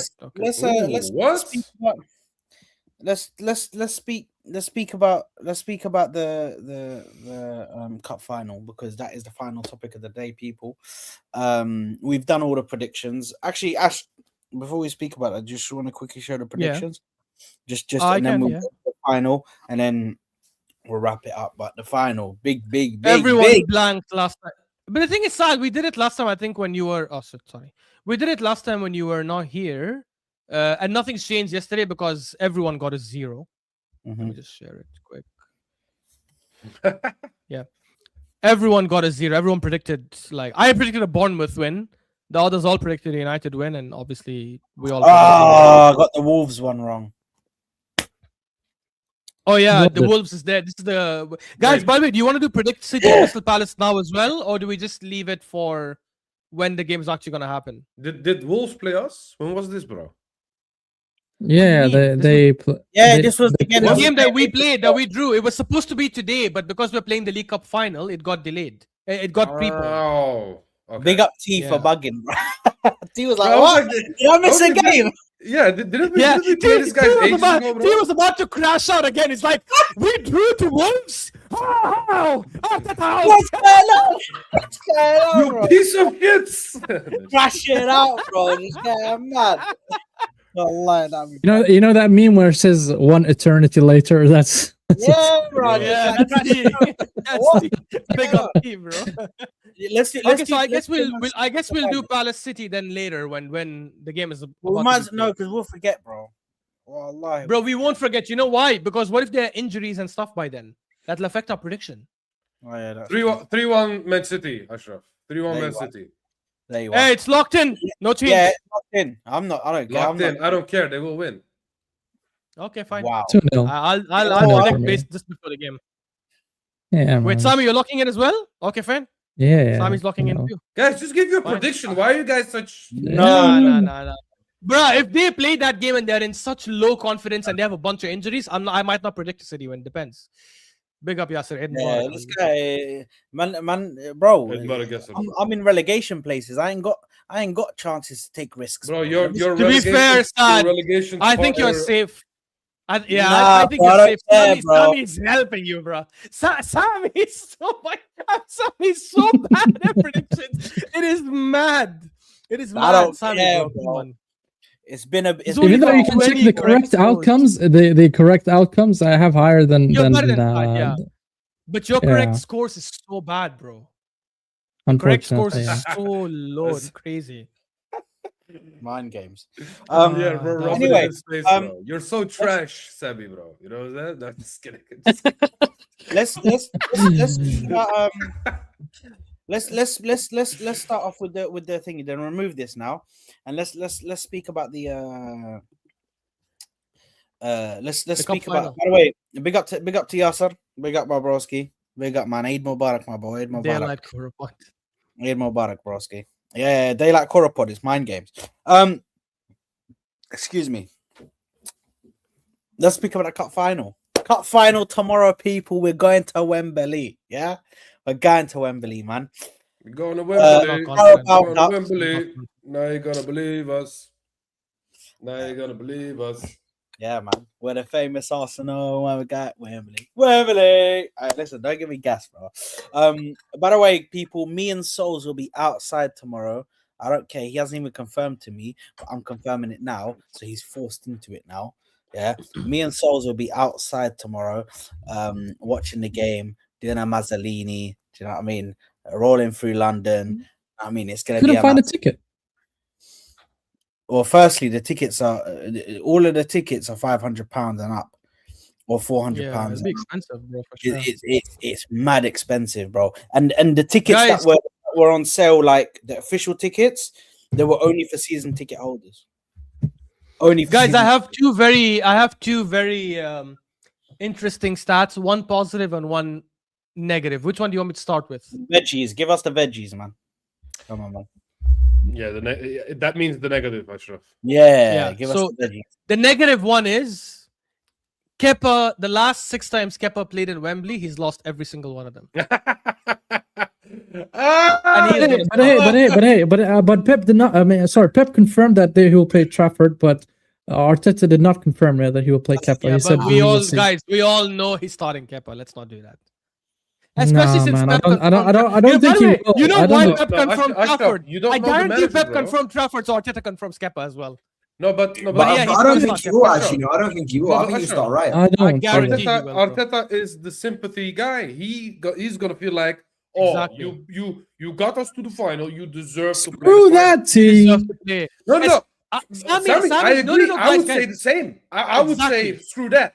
But he Yeah. thinks you will deserve it, not so do that. you're gonna keep being goal. You know what I'm saying? I agree with T. T and I both agree that Raya should start. Obviously, it's a cup final. We need our Yeah. best keeper, one of the best in the Obviously. world. But knowing Arteta, he's going to think, well, Trafford is starting for sure. I don't want to punish Kepa, who has done nothing wrong. He's helped us get to this stage. It's not punishment. think It's I will just. stick I'm with- sorry. I mean, Kepa Well, will you know look at what? it You that know way. what? You Kepa- know what? Now Kepa you've will said look that. at Now it you've that said. way. Now you've said that. I think he will start Kepa, even though I want Raya to start as well. Yeah, But same. then look, I think it's hard not to start probably one of the best keepers in world football, right? That's why I really want Raya to start, because I feel like every game Raya has 1 or 2 saves that could change a game like that. Like, But 1 or then 2 City have the saves. same argument, right? They're benching Yeah. Donnarumma, who's one of the best in the world. One of the best in the world as well. Yeah, correct. Yeah. So, but Yeah. that's why if City do start, but the funny thing would be Ash is if we start Kepa and City start Donnarumma.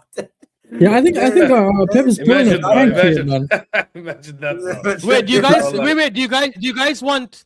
Do you guys want the Good news, man. other Give us positive stat? The other. Yeah, I think I know. Arsenal have I not think I know lost what at it is. Wembley. Yeah, Arsenal have not lost at Wembley since 2018. Yeah. Every other Okay, final okay, but semi-final Ash, played at but It's Wembley. not like let's we start- play a lot No, at but Ash, Wembley, no, Ash. but- Come no, on, no, man. no, We I played mean 3 including times. the- Wembley 2 hold times. on, Nah, Ash, nah. let's What? not No, be the negative. Community No, Shield, no, bro, no, does no, not three count. times. No, hold on, hold on. Guys, Oh my god, I'm not 2020, hearing it. I'm not hearing second, it. I'm Ash, sorry. that's I'm not. pretty Guys, shameless guys, stat, guys, man. one I'm second. not. I'm not. I'm No, not. no, it's not. I'm sorry. Let me name all of them for you. Let me name all of them for you. Hmm. The 2020 And don't tell me semi-final. Community Shield. Okay. But that matters because that's Wembley. Oh my God, an no, official game. Ash, no, It Ash. matters. Community Shield, no, Community Shield, no. Wait. So when we No. played City in the Community Shield 2 years ago, and they played, I don't rate it, Ash. I don't care if you lost it or won it. Yeah, Honestly, I the don't. trophy doesn't count, but the record counts though, because you're not playing a shitty Oh team. my You're God. not playing a friendly game. The trophy, I agree, doesn't count, even though FIFA counts it. But I don't count the trophy. I agree. If the trophy's not counted, I don't count the game, Ash. It's as simple as that. No, that's ridiculous, bro. Come on, bro. Yeah, When we no, beat them on it's penalties not. 2 It's years not, ago, because- they played their best team and we played our best team. Come on, bro. Can I No, tell you? bro. I mean, Can tell you- to can be I tell you fair, what I heard? Sasha, didn't we have a good Wembley record before 2018 as well, bro? Like Yes, the the only- 2018 when we lost to City 3-0, that was our first loss in many years because we Yeah. won the semi-final and final in 2017. We won the semi-final and final in 2015, and the semi-final and final in 2014 in the FA Cup. And by So the we actually way, had an amazing record even before that. can one of you guys pull up the team that we played in 2018 against Manchester City? Can anyone pull up? Anyone of you guys? Yeah, pull up yeah, that I know team? it was Aubameyang, Lacazette, Ozil was in well, there. you know, No, Bellerin. Ozil, Man City But versus but Arsenal. Ashraf, give us an even give us a negative stat. When was the last time Arteta won a trophy at Arsenal? 2020. 2020. If you don't count the Community Shield. No, I'm not counting Community Shield. When was the last time he won an FA actual Cup. trophy? 2020. So Arteta hasn't won a trophy in nearly 6 years. So Yeah. what It gives is you 6 guys years. any? I'm joking. I'm joking. You know what? The No, reason that's- He hasn't been in ridiculous. finals. No, no, He hasn't been in listen, finals. the So reason why I'm excited about this trophy, not because I actually agree with Ash. And by the way, the Usually, last time we lost to City in the final 3-0, Arteta was with City. So No, maybe but Arteta Ash, was the reason they no, won. no, no, no, Maybe no, but Arteta was the Ash, genius. I, to get them to I beat us agree 3-0. with you that I don't care about this trophy. The reason why I care about it for Arsenal now, to be honest with you guys, is because we haven't won a trophy in so long. Beggars can't be choosers. Oh my Do you guys, understand? once again, since T requested, let me just name it. This is our team, in 2018 that lost the final to City. Oh, wait. 3-0. West Here it is, Exeter here it is, is- Ospina. Here it is. So Ospina in goal, Bayern, Chambers, Exeter Mustafi, Bellerin, mind games. Koscielny, Monreal. So we played a back five. Chaka, good to be honest. Ramsey, Ozil, Wilshere, and Aubameyang. Oh, I remember that The team. front is fine. The back line. I is the worst T we've had. because I know how you are with players that are bad. I didn't know you at this time, but please tell me you absolutely despise Bellerin. Arsenal course. fans used to Yeah, hate Bellerin is him. Bro, Arsenal you- fans used you- to hate you know, every. oh, I know every, why, I know bro, why. every game, post game, people will be like, go back and start building flower shops. What the hell Yeah. was that joke? bro, you know what I used No, to growing call him? trees. It was growing trees. Growing trees. I used to call him a useless Armani model. I said go to Napoli and play there, bro, and be a model instead of a footballer, bro. You know what I'm saying? Yeah, Like actually, that guy was so useless. And Chambers, I remember Chambers getting hooked in this game at the 60th minute or something because he was so trash, bro. You know what I'm saying? Bro, all of these players in this team, I hated them so much. We went from Chambers and Bellerin to Timber. You know the upgrade that is Mad. crazy. You Mad. know that's like a nut. Even Ben White is a clear upgrade on Timber on Yeah. Bellerin. By the way, to be Yeah. fair, guys, before his injuries in 2015, 2016, and 2014, 2015, Bayern He was was good. one of the best He right was backs good. in He the was league. good. Yeah, of course. yeah, he was He good at the keeping beginning, all but the he, right back. The thing is, but Ash, the thing is, drop off You remember when we was beat insane. Bayern 2-0? Do you remember Yeah, when Yeah, we but beat the Bayern drop off, 2-0? but Yeah. the But- drop off but is the thing is, Ashraf, huge. If you remember Yeah, Bellerin, because of his injuries, right? you know that most of his stuff came through his pace. The more he got Yeah, correct, injured, the more correct. he lost his Like pace. Kyle Walker. Yeah. Yeah, exactly. And the moment he lost his pace, he was practically useless. You know Yeah, what I'm he saying? was. Oh, was- Ekitike injured and out. He's being subbed Yeah. off. Wesley said Ekitike is injured, bro. I didn't. Yeah, he probably. No, so probably he got injured.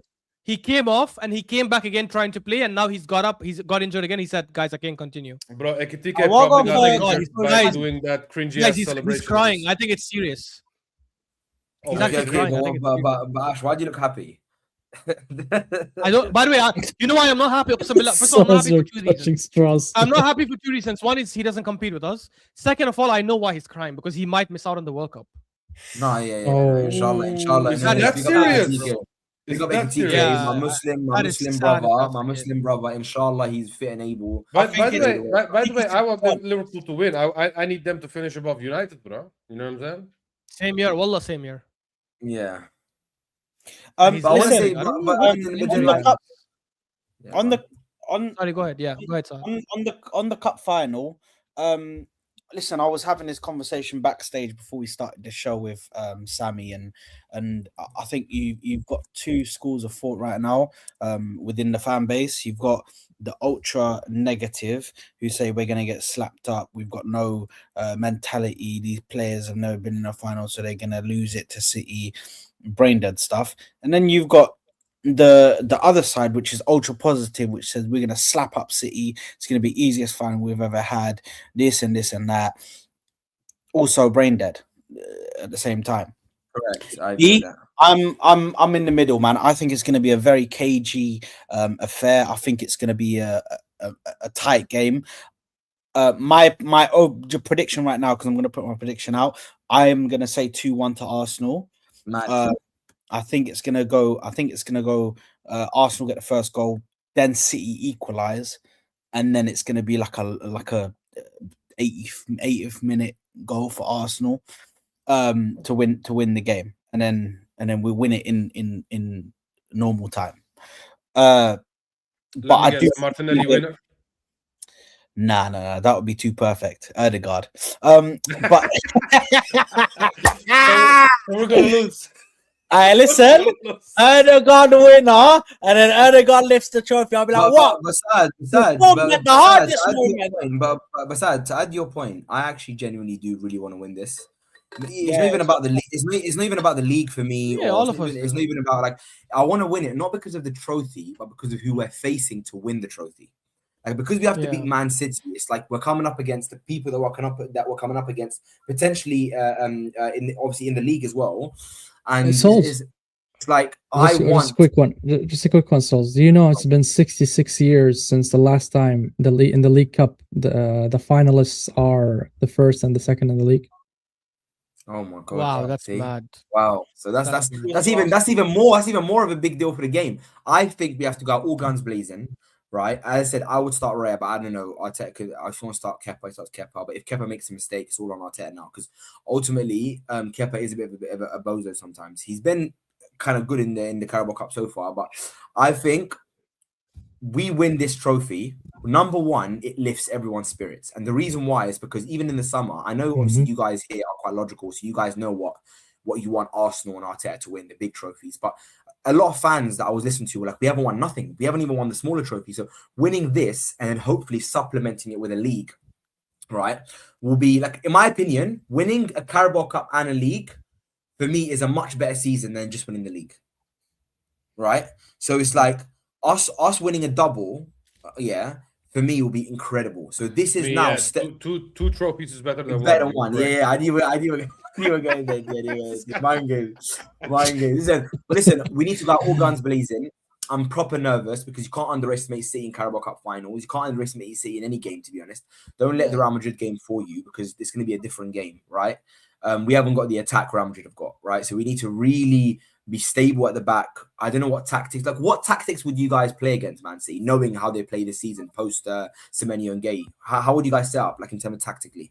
I think this will be a boxing match. I think the first half will be a feel around half, you know what I'm saying? And the second half, we will go all guns blazing, you know what I'm saying? I don't think this will be a match that we go 1-0 ahead and defend because that would just be stupid in a final. Like I think that's the case, T. I think that will be the case. We will have a 1-0 and then we'll just sit the lowest block you'll ever see in your life. I wouldn't do that, man. I would just see where they're at, you know what I'm saying, gauge the situation, and then kill them off in the second half. That's what I would do personally. Bro, don't you think that for me personally, I think this is the best. For me, my problem is trying to get to the cup finals and trying to get to this. I don't really have a problem with Arteta in cup finals because he lives for this type of, like, this is where he's in his element. is one game to win something. One game to win something, all of it online, on the line for one game. This is where Arteta like rises and says, you know what? This is what my tactics were born for. This is what I was made for here. Let me take it by the scuff of the neck, because he'd love to have these games all of the time. My main problem with Arteta is when it comes to a league thing, he'd play it like it's a final every single game and invite pressure at times, and then it gets to a point where you can't play that. Sometimes you need to change your style in a league's phase. You can't just continuously play the same brand of football like as if your life depends on it every single game. But in this game, I really think that Arteta can get the edge, man. I do think his system is made for this type of game. His system is made for this type of moment in a cup final. Listen, I'm not like I know a lot of you guys don't rate the Carabao Cup and the League Cup. Yeah, No. I rate all That's four not of the them. case here. I rate all four of the trophies. You know what I rate about Sami? Because Sami's always said he rates trophies and trophies. He has to by that now. Yeah, 100%. So then you know what? After that, I'll go. After that, go ahead. I rate all of the trophies. So this is a big one for me. I want to win it for the trophy and for the mentality shift it's gonna have once we win it. But yeah, man, I feel like the way Arteta is gonna do this is it's gonna be cagey, but you're gonna have defensive. Welbeck! Yeah, Welbeck just 1-0. I'm a bit behind. I wish I predicted 1-1. You know, I wish I changed it last second, like 3 minutes. What did I predict? I predicted 2-1 to Liverpool. I don't think it's gonna happen now. Mind games. But anyway, Saad, you predicted 2-1 Liverpool. Let's go. By the way, all of us predicted 2-1 Liverpool except T, who said 3-1. But wait, yeah, did listen. I say 3-1? No, I didn't. Yeah. I Yes, said you did. 2-1. Sami said 3-1. Wait, actually, bugging. Really? So you're gonna confuse me with the last place? Is that what's going on, bro? You know what I'm saying? No, I was gonna say Hey, 3-1 hey, sounds a bit. hey. 3-1 sounds. No a bit need to mad. take a dig there. Hey. Like, Welbeck's a baller. That's Aye, a big up Welbeck deserved as dig. well. Local. He's a It's- local youth still. But just to finish off my thing, what I'm gonna say is, I think Arteta was made for this type of game. I think he is gonna do well, but he's also coming up against experience, and experience is key in these type of games as well. Yes, he does have his experience, and I saw something in the Football Terrace. Big up Terry. I think it was, I don't know if it was Terry or Staffy who said it, but somebody was like, one of them said that Arteta, like, we as fans, we don't care about the Carabao Cup, the Community Shield, and we don't class it as a real trophy, or we don't class. Obviously, Sammy, you don't. Who said that? Who said that? Happen. What do you mean? Who said that it's not a trophy or? No, I'm What? saying obviously you, Ambassador. like me, us as fans, we don't class it as a real trophy. Do you know what I mean? We don't. No. We do class it as a trophy. We don't class the not the Wait, Carabao. which sorry. one? The Carabao Cup? Community Shield. No, the Community Shield. Yeah, Oh, yeah. Oh yeah. Yes. We Yes. as fans don't class the Community Shield as a real trophy, but for No. Arteta, it is a real trophy. For Arteta, he truly believes it is. So I have to, for me, looking at it, I have to take into account what he's done in those finals, because he calls them finals in the Community Shield. I know you won't take it into account, Sammy, but I have to, because he believes it. And I heard that in the terrace. So big up to whoever said it. I'm not sure whether it was Sammy, Staffy, or Don or Terry. I'm not sure who it was, but he believes it in his mind. He believes those are finals. He's approached them as their actual finals to win an actual trophy that means a lot and is an actual like professional trophy. So we have to take into account what he's done in those games, how he's approached them, the players that he played in those finals, because he classes them as finals. So listen, he's had 2 moments at Wembley where he's come up against Pep and he's won both of them. Do you know what I mean? Once he won it at the start of his career at Arsenal as manager, and then he won it in the Community Shield when he came up against them and they were champions, you know. So Yeah, man. Listen, I do think Arteta's going to come into this. You can see that he's relaxed. He's not overly anxious. He's not overly excited. He's not. Do you know what I mean? He's relaxed. He's like he's been here before, which I like to see from the manager and the players as well. The players look like they're calm and they've been here before, even though some of them haven't. At least if they have that demeanor about them, that let's not get overly excited because there's still a lot to win in the season. Yes, we're in a cup final, but you have to maintain your cool head. Do you know what I mean? And stay composed because there's a bigger there's an opportunity here. You have to grab it with both hands. So yeah, I think yeah. Sorry, I think we're gonna win. But yeah.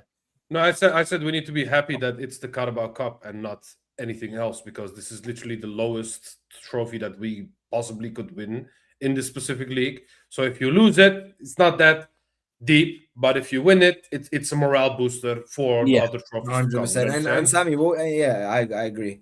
And I was going to say, Sami also said in the summer that I'll let Sami go about that, to be honest.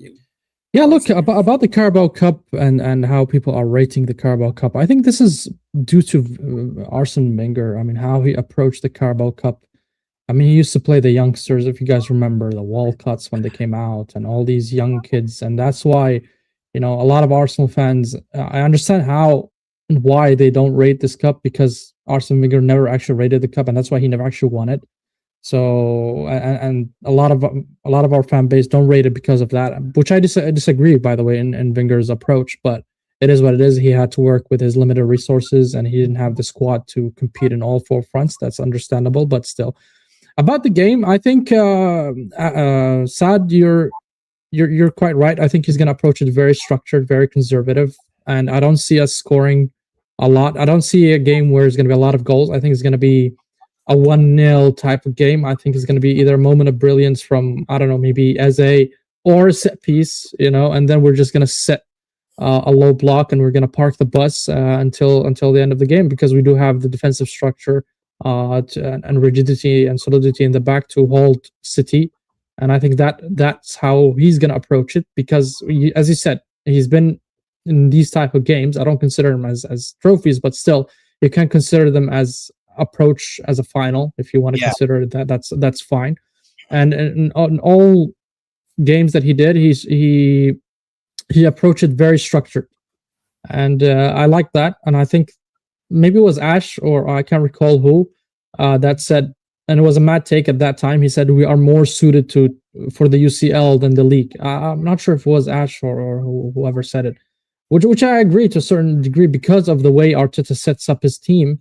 It's more like a knockout team than a league team, and that's why I think we kind of missed out on all these league titles that we battled.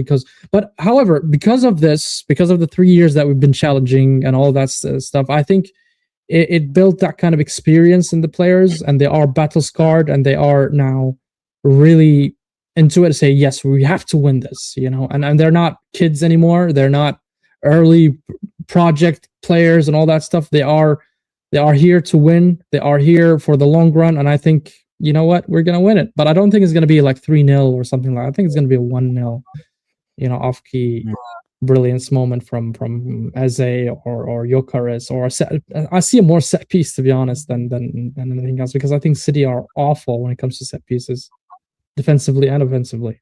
No, fair enough. Especially there's no Donnarumma. If Pep meant it and he said Trafford is going to be there, so Donnarumma is a big key player for them. I mean, I don't think Trafford is as good as Donnarumma, not even close. So I think that's where we're going to exploit them. They're the set pieces. Yeah. Souls, sorry, you were going to say something, bro. Okay. Thank you, Souls. So Souls got us on mute. Souls! Hello, Souls! Back to me. What's the question? So you're on the phone. No. What's the question? I was gonna say, do you want to say anything about the final? What were you gonna say? You were gonna say, yeah, something? Bro. Yeah, look. To be honest, look, I feel like I think I know. I said it before, Sami. To be honest, I think you're bugging. Did you? Yeah, I already gave my opinion. I give a long speech. Oh, okay. Yeah, no, that's fine. That's if you've given your opinion. So who hasn't given their opinion on the final? Yeah, look, I said before to answer Sol's earlier question, how should we set up? I think honestly, the way City are, I don't know. Like, I'm just gonna lean a lot more towards us playing better attacking football because I don't think they're that kind of threatening team. I think if we go at them the way Madrid went at them, we actually like commit players forward, we press them, and just trust our defenders to do their job. I think they're in such a bad form, we should be able to take advantage. With Trafford and goal, I would also like fancy us when it comes to corners and set pieces. I just want us to go for it a lot more. If we end up playing conservative and we lose because of that, I'll be more annoyed than if we go for the game and then we lose. Now, if you're asking me for what I think will happen and my prediction on the game, I don't know. I actually don't think I'm not that confident that we win it. I'm not gonna lie. I feel like City will want it a bit more. I hope I'm wrong. I really hope I'm wrong. You think this is a farewell gift for Pep? The thing is, Ashraf, No. I don't agree with that statement because I've been hearing that a lot these days. Oh, they wanted more because this is the only thing they have left. Blah blah blah. I don't agree with that. These men have won a 4-peat plus a treble. Do you really think that a Carabao Cup after winning nothing in for 1 year, now the second year suddenly they care about this Carabao Cup like it's No, I think it's just a farewell gift. Personally, I think it's a farewell gift. Farewell gift, bro. Who decided that, bro? Exactly. You want to give him Like, a farewell the gift? players. Get him a fucking bottle of champagne. The players would feel that it's like, okay, you know what, Pep, you're leaving, so we're gonna do our best. Okay, so if Doku feels confident, he's suddenly gonna cook Timber. No, it's not gonna happen, bro. You know what I'm saying? I still believe that we have more quality than them, and we should sweep these guys and send that ball fraud back to Barcelona. You know what I'm saying? Slap the back of his bald head and send him back to Barcelona. Bro. You know what I'm saying? Yeah, exactly, bro. I hope that's what happens. I just don't think that'll happen. Yeah, but I do agree with that. Oh, they will be pumped because this is the only thing that we have left. But I do believe that it's an overrated statement that they will be super motivated for this Carabao Cup final after doing a 4-peat plus a treble. I don't think they care about this Carabao Cup as much as people think they do. You know what I'm saying? No, but T, even this is, I completely and utterly agree with T on this, and also you can make the exact same point for Arsenal. These players want it even more than City because they've never tasted winning a trophy before. They've never had that taste. They've been pushing so hard and so hard. All we want to do is win and win and win. We can make excuses for both sides. Oh, City want it more because it's all they have left, bro. Arsenal can easily say we want it more than them because this is the first thing we ever tasted. Of course. So why does Ash thinks that they will win? The first time we're in the final. Sorry? Why does Ash think that City will win then? Go on, Ash. You let us know. Why do you think they're gonna win? As I said, I do think you guys say they'll want it more. I feel like because we're gonna win the league and our players know that the league is mostly in the bag, I don't think we play with the same level of desire. I think intensity I think is from the manager. I think desire is from the players. And I do think that Arteta also will play conservative. And if it's conservative, I think it's a 50-50 game. I think if both teams go for it and we attack, I feel we have the better chance of winning because I think we are better than them in attack. I think we're better than them in defense, in midfield. I don't know who's going to start which keeper, but obviously if he's starting Trafford and we're starting Kepa, I don't know who's better, to be honest, between the two. But yeah, I just feel we have a better chance of winning this if we attack a lot better. And I don't think we'll do that, honestly. I wish we do, but I don't think we will. Yeah, but Ashraf, do you agree with that? The fact that plus it's our first final in 6 years, and it's not Pep's first final. It's not City's first final. They're in finals almost every year. Yeah, but isn't that the reason why we should be more motivated then? It's good that you mentioned it. Agreed. That's the exact answer, a question that I wanted to ask you. Because these guys were having caviar 2 years ago, and we've been starving for 6 years. And also, this is the first League Cup final, if I remember correctly. If we win this, This will be the first time in like 30 years that we won the League Cup. Bro. 1993. Yeah, Correct. so I do believe that we can make the same arguments for these guys and say, oh, let's break this Carabao Cup drought. Let's win our first trophy in 6 years. Let's make this the best appetizer that we can get.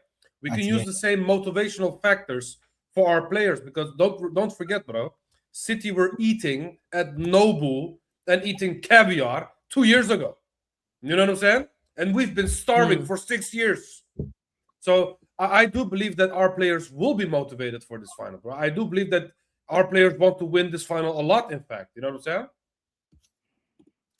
Hopefully, man. I guess the manager also has to. I mean, both. I don't have any question marks about whether they want it or not. I think they do want it. I think they do believe that they can win it. I just don't. I don't know if we'll approach the game the right way. That's one. And two, I just feel like if City are really up for it and we're not at our best, which I feel like we might not be, I think that becomes a bit of a concern for me, in my opinion. But let's see. The first 10 minutes will tell me all I need to know, like how we're approaching the game and exactly if we're more likely to win it or not. Yeah. For me, I've just listen. I think Mikel Arteta had experience in this. Maybe the players haven't, but Mikel Arteta has. Do you know what I mean? So that's one of the key things, because it all stems from the top. It all stems from what happens at the top, and that stems down to the players and what kind of mentality they go into the game with. Yeah. Anyway, listen. Big up to everybody. So give me your predictions. Let's get your final predictions. So I predict. Before prediction, Sad, can you tell us which starting 11 would you go with? Of course, there's rumors that also Odegaard and Timber will be available. By the way, I would go with. Odegaard definitely should not start for me. No, 100%. they're in contention. I'm just saying they're available. They are in. No, because I'm saying Timber should start for sure. Even if Ben White had a decent cameo, there's no scenario where Qrts scored. By the way, there's no scenario where this guy shouldn't start. Yeah, there's no scenario where Timber shouldn't start. I think that'd be ridiculous. I mean, to be fair, they're both in contention, and I because I was listening to a stream yesterday, and someone made a great point. I forgot which stream that was. Odegaard will be there to lift the trophy. He will not play, I think. Yeah. You know what I'm saying? Because he is the captain, quote unquote. He will lift the trophy if he's there. You know what I'm saying? He will just be there to lift. I don't think he will play at all, in fact. You know what I'm saying? Yeah, but listen, if he's there to win, to lift up the trophy, or if he plays, whatever. Yeah, man. Listen, for me, I would go with Raya in goal. I would go with. So I disagree with this whole Kepa business. I'd go with Raya in goal. I'd go with if he's available. I'd go with Timber at the right back position, Saliba, Gabriel, and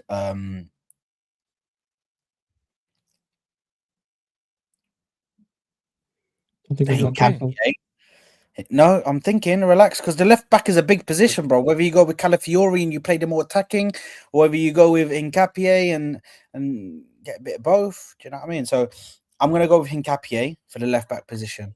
In the midfield, I'm going to go with Zubamendi, Rice. Bro, Eze, why are you thinking it's Eze? Yeah, no, why? What is even the debate? You could have played Havertz there, but I'm gonna go with Eze.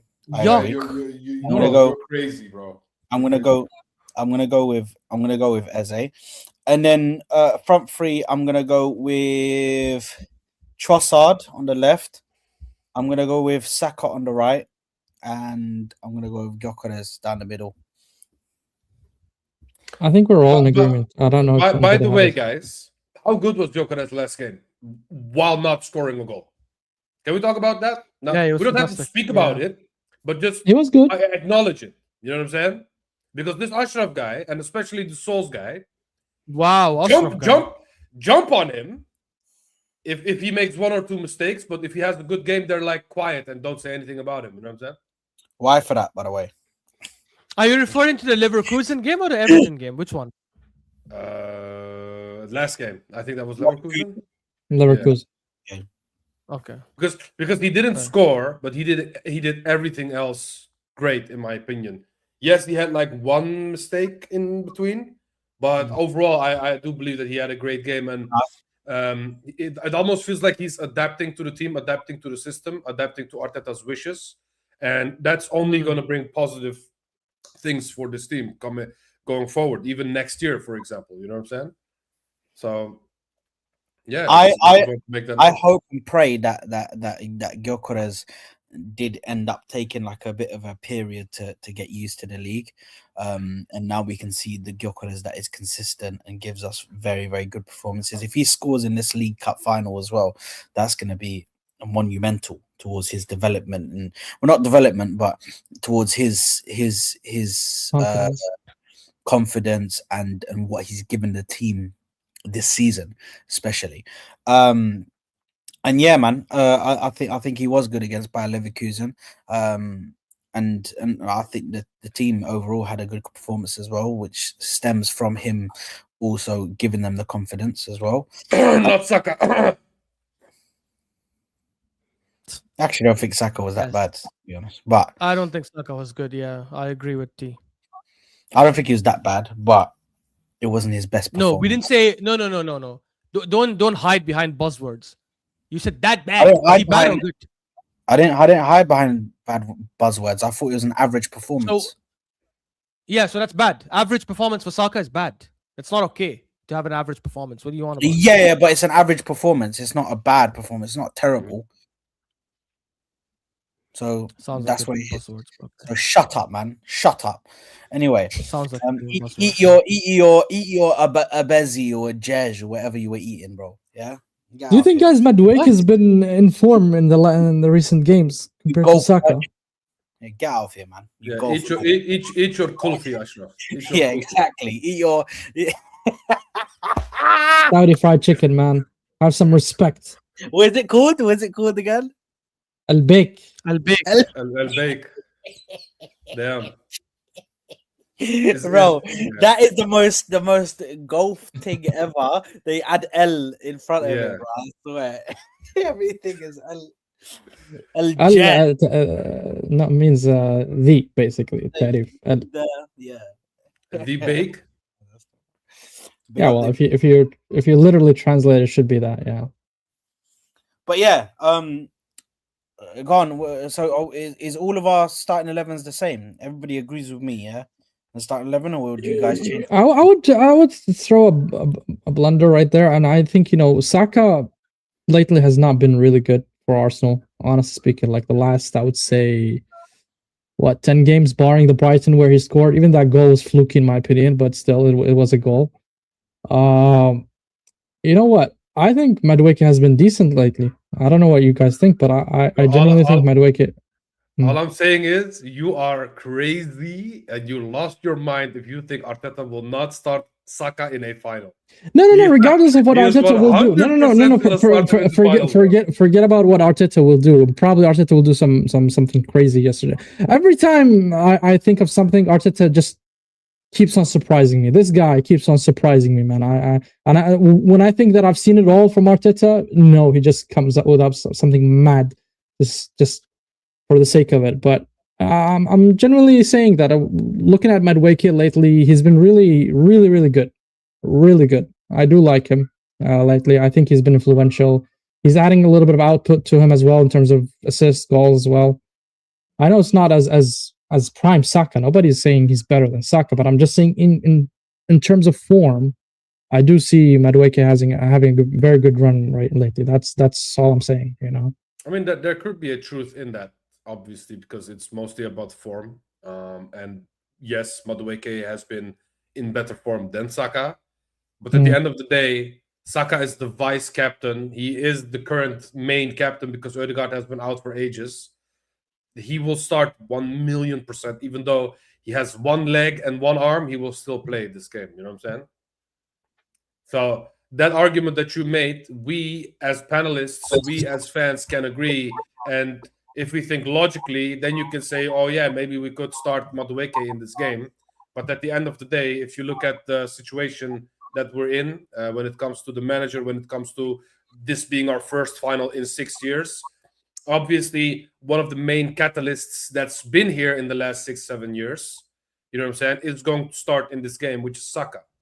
You know what I'm saying? So yeah, that's Big so up to yeah. Ash. I see the logic, but I don't think it will happen. All right. Okay. Big up to Ash. He had to go, but yeah. Listen, I guess we'll wrap it up. Predictions, just quickly from you guys. 1-0 Arsenal. For the final, you mean? Yeah. Yeah, 1-0. 2-1. To the Arsenal or to City? No, to City. Saad. You know what I'm saying? You. Wow. This guy, bro. This guy thinks I'm gonna predict a loss for my team in the final. Lack This of guy. belief from T there. It stinks. This guy. It absolutely stinks. Souls, if he's still there. Okay, big up to Souls. Okay, listen, big up to everybody. Yeah, he's probably talking to El Bake customer service or something. You know what I'm saying? On his phone. Big up to City Forever since 2007, aka Massive Glory Hunter. Big up to you, my bro.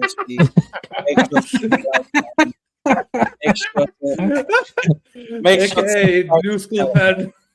brother, that is the definition of Glory Hunter, man. I said since 2007.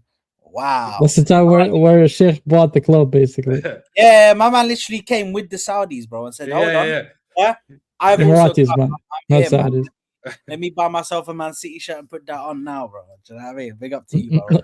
Anyway, smash the like button, subscribe to the channel. I'm gonna be outside watching the final. Do you know what I mean? I'm not gonna be doing a watch along. I'm so sorry, people. But it's just mind games, isn't it? Like the first final in ages, I have to be outside to watch it. Like I just have to be somewhere watching it. You know what I mean? Just going crazy. So smash the like button, subscribe to the channel if you haven't already. We'll see you on the next one, people. Love. Peace. Peace.